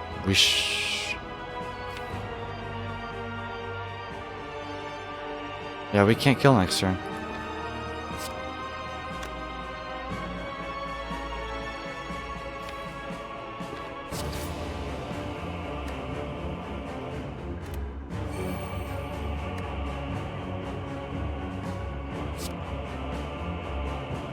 We have a way out. We have lots of ways out. This is gonna seem really weird. We can attack for 92.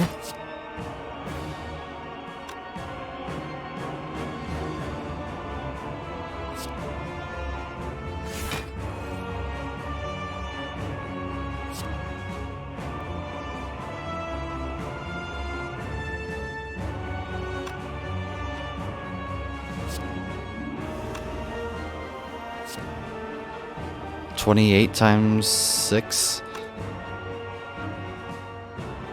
Man, that's so worth it, but we need to block. This always happens. This can happen.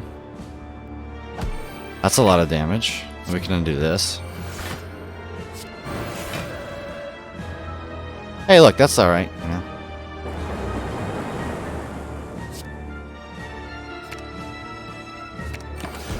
Alright, there, we're set up.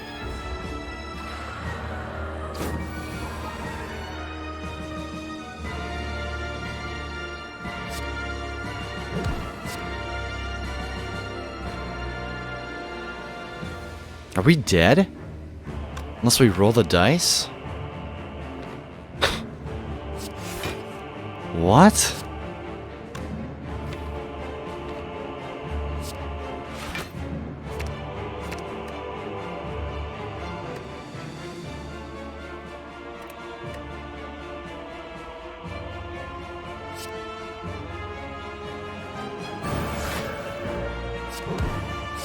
Okay, no, we're not dead. Oh, you're dead. GG. Act 4. Well, you know, whether we win or not, this is good content. We made it. Also, we are definitely resting.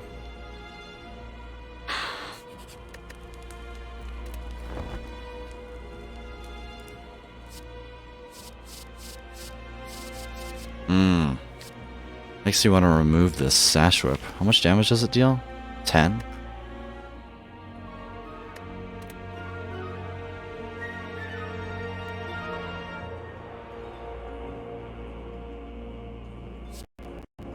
This is great artifact strip.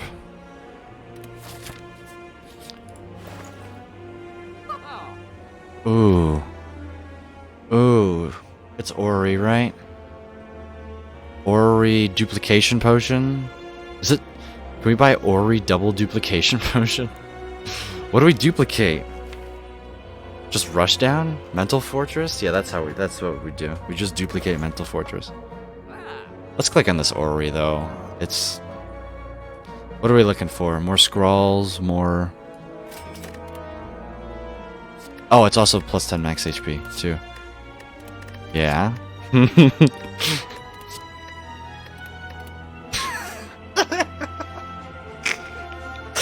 Okay. That's funny. I don't think we take any of these cards.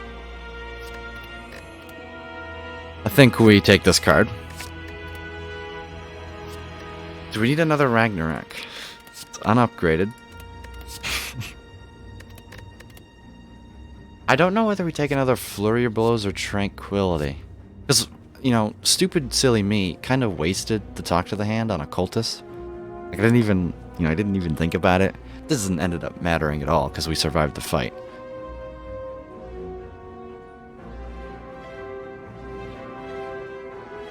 I'm just wondering, Tranquility. Do we take a Tranquility?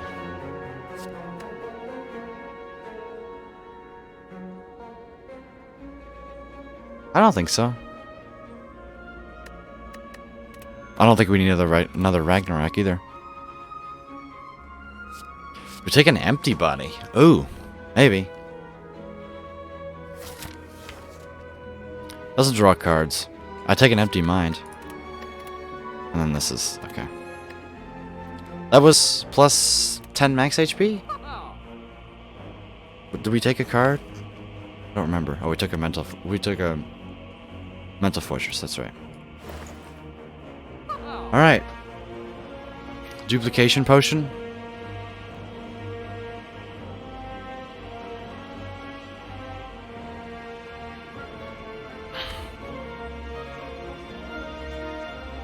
Man, this elite fight is gonna suck. Pendulum set up on 7. This elite fight is gonna suck complete doo-doo.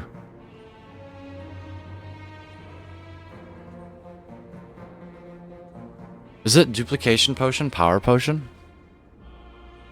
No, this flex potion is gonna get you just turn 2 of this elite fight.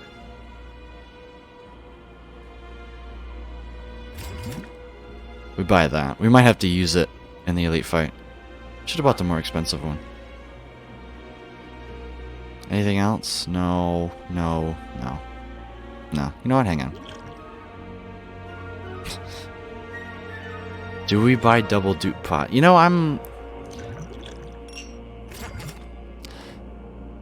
let's do that instead. Alright, time to die the elites. Let's go. Oh, I'm so not prepared for this. Oh.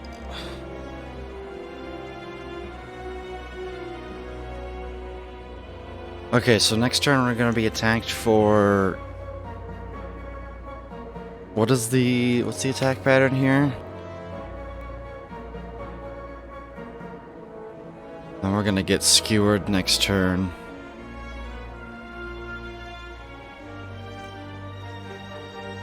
Right.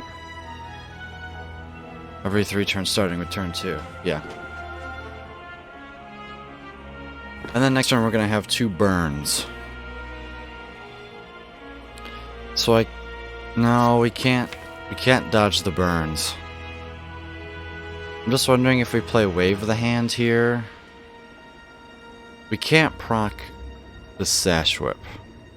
We have no way of drawing cards. This hand really kind of sucks.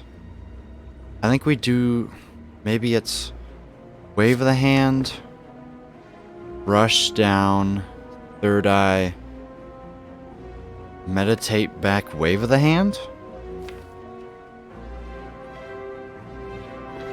We're definitely playing this. Just 1, 2, 3. Yeah, we could play Wave of the Hand first. Next turn we draw a Scrawl Inner Piece. Okay, this establishment, we don't need the establishment. Because we are going to draw 2 burns. But as long as we get that scroll, we're fine.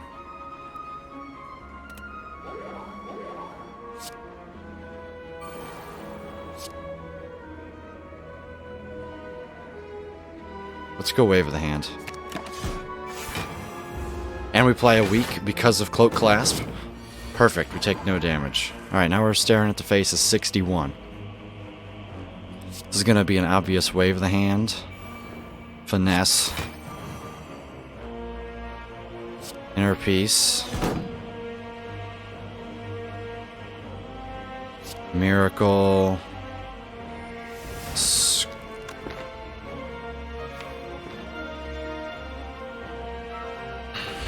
Do we play Scroll here? We're going to be taking some damage. We do have 105 HP to work with, though. Obviously, we want to be facing this way, too. Yeah, this is... how many cards is this? This will be 4 cards. Okay, okay. This is what we needed.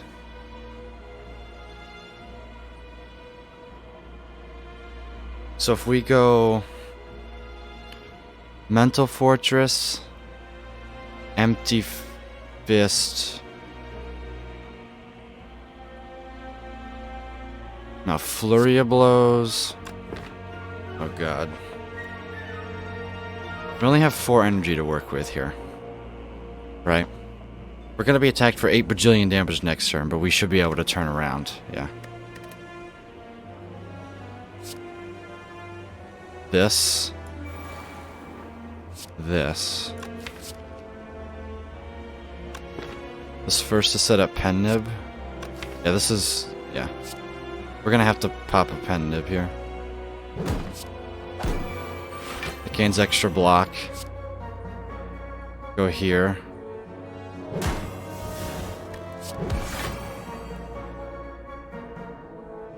Is it Simmering Fury?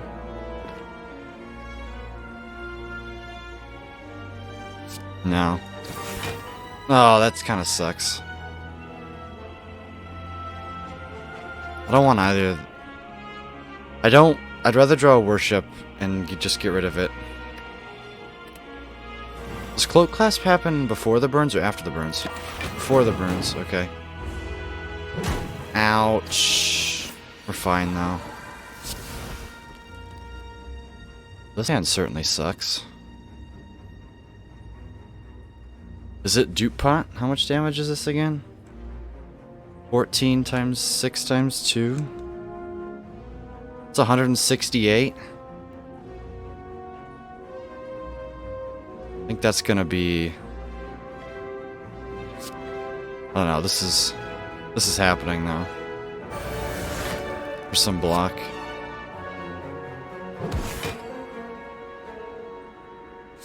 Just this.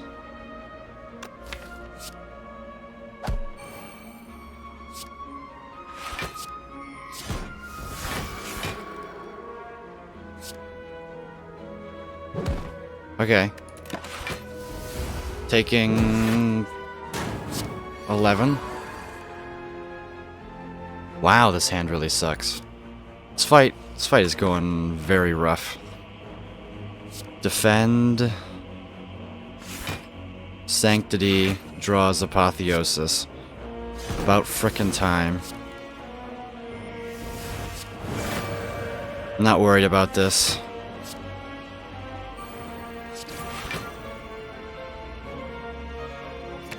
Don't want any of these. Draw the Eruption again. Actually, I'd rather do this. We'll be fine next turn. Yeah. Yeah, we will. Vulnerable. Cut through Fate. Get the Meditate back.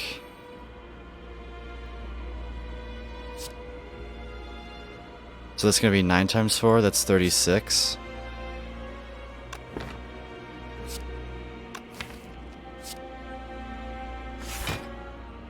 Don't need that, don't need that, don't need that. That can go in the discard pile.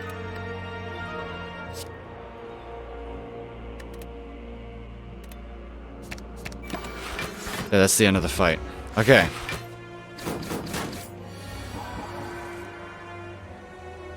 Yeah. Play this.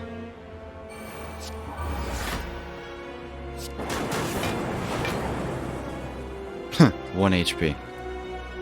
No way to heal. Yeah, okay. Well, that's the roughest fight in the game. Right there. 52 HP. This could be as simple as we die, 4 hours down the drain and we just die to heart turn 2. But you know what? Here we go.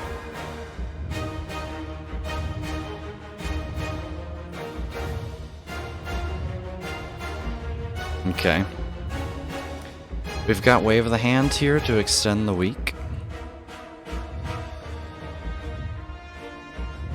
Getting Crush Joints off does matter. There's nothing to duplicate this turn. Because we do want Heart to be weakened next turn. Just wondering if we play Third Eye first. Because we want Heart to be weakened for the next 2 turns, which means we need 3 weak stacks at the end of this turn. Question is, that means we have to take 2 damage. I think it's definitely worth it to guarantee. Because we could not, right? Because we'd have to get Wave of the Hand or proc Sash Rip to be weak for the second turn. So this is worth it.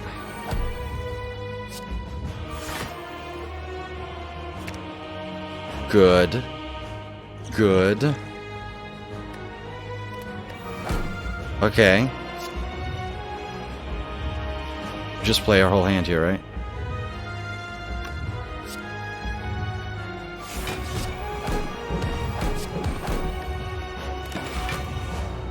Oh, I forgot about Cloak Clasp. Alright, this is a pretty straightforward turn. This first. Duplication Potion, the Mental Fortress. Do we... No, this doesn't... Right, this just gives us another card.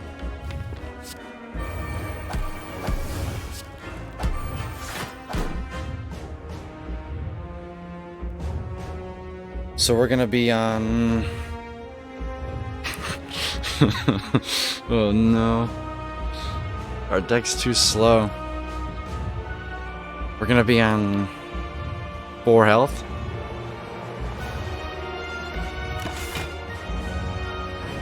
Eight health.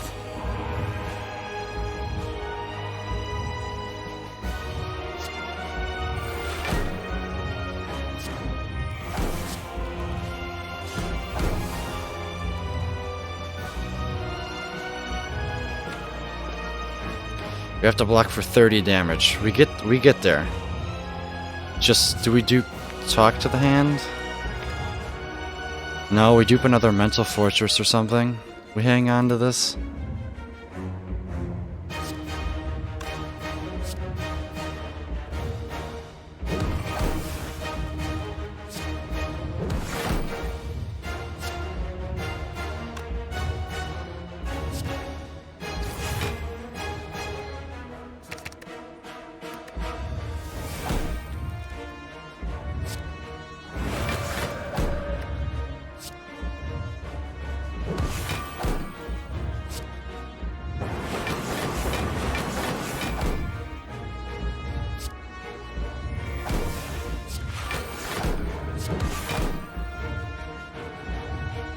That's promising.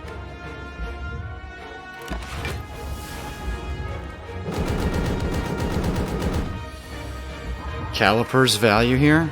Oh, we have calipers. Oh yeah, we do that then.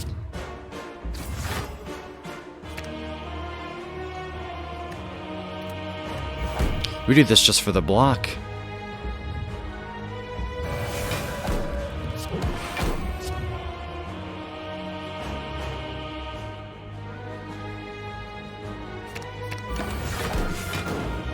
Yeah.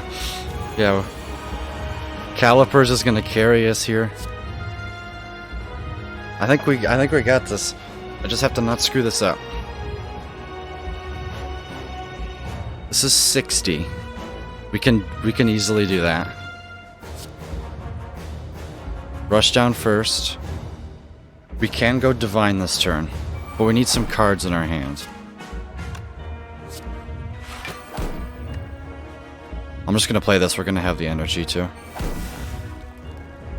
We draw cards.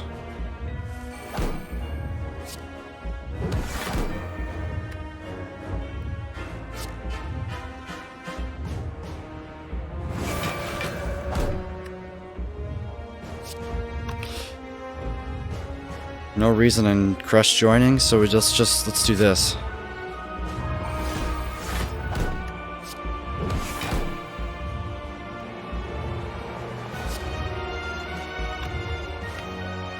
Do we brick next turn? Can we brick? 1, 2, 3, 4, 5, 6, 7, 8. Oh, but we have Caliper's value. Yeah, we can play this. Because what? Heart's gonna attack for... What's it again? 45? It's gonna attack for 47? Yeah, we can play this and not have to worry about it.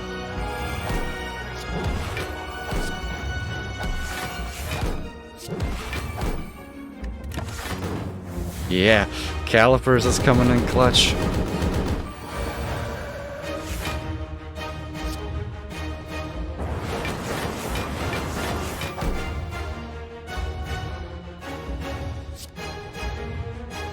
We can just stay in Wrath this turn.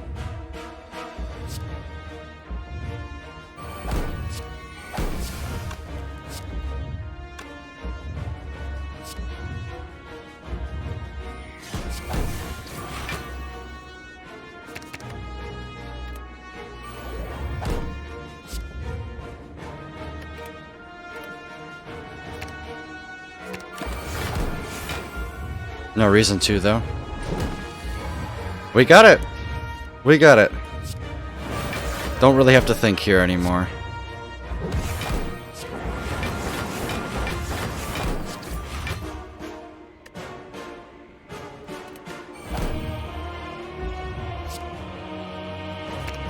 GG! We did it!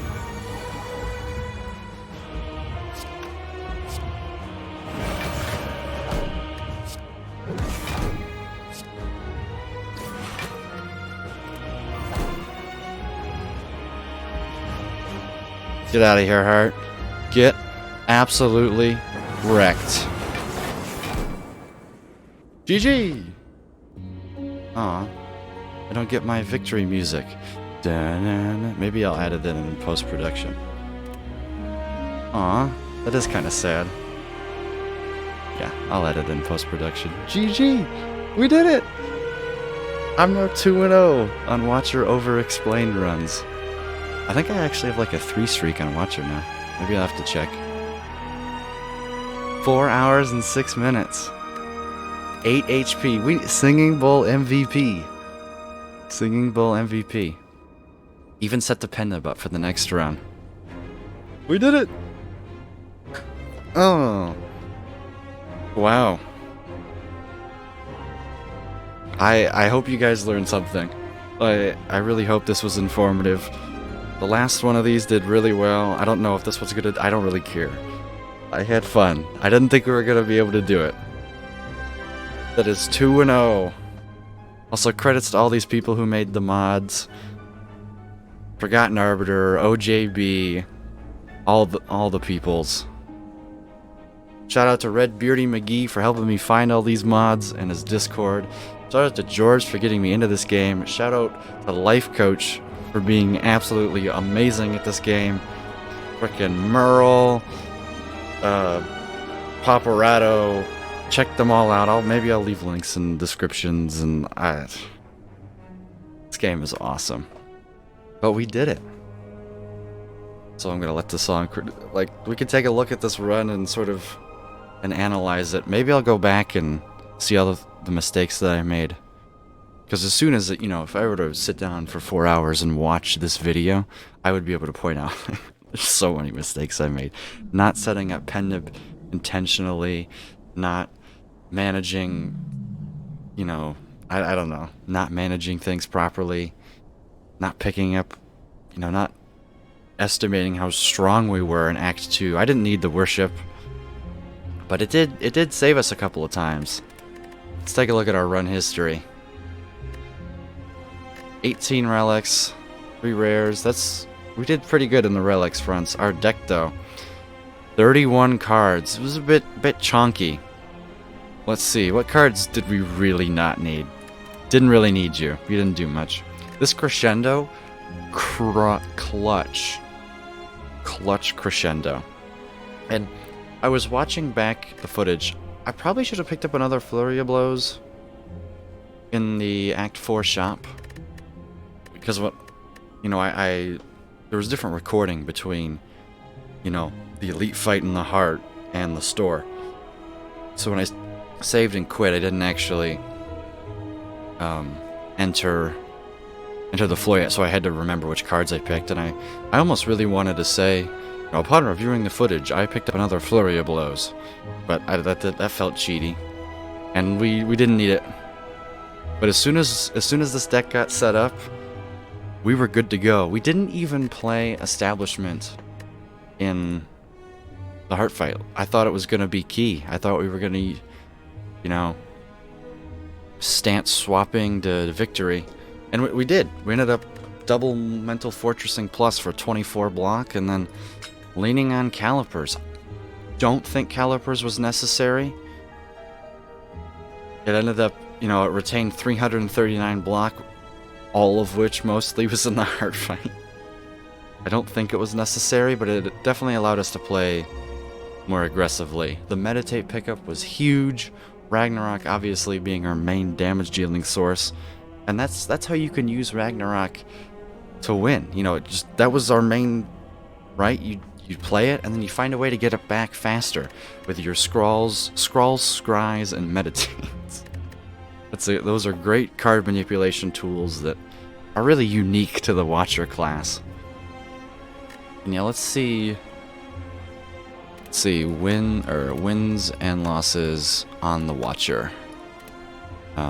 Ascension. Oh, this is the only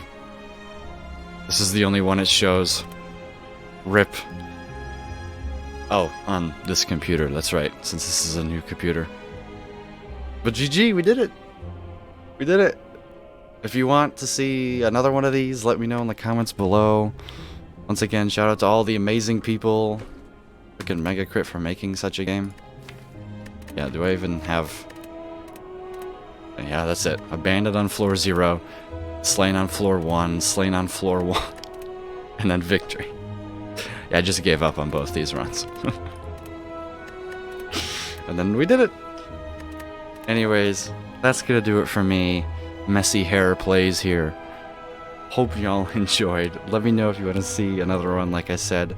Also, I am recording and planning on posting all of the runs for Ironclad to get me to Ascension 20. The Ascension 12 one, it's probably come out. It's like I have Dead Branch Corruption, and that was a stupid heart fight.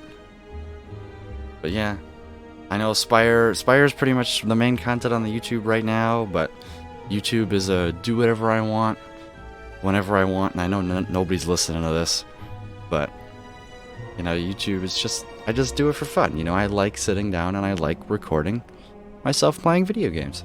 It's just something that I enjoy doing, you know? It's like, it's no different than you like to, I don't know, play baseball or play tennis or play a sport.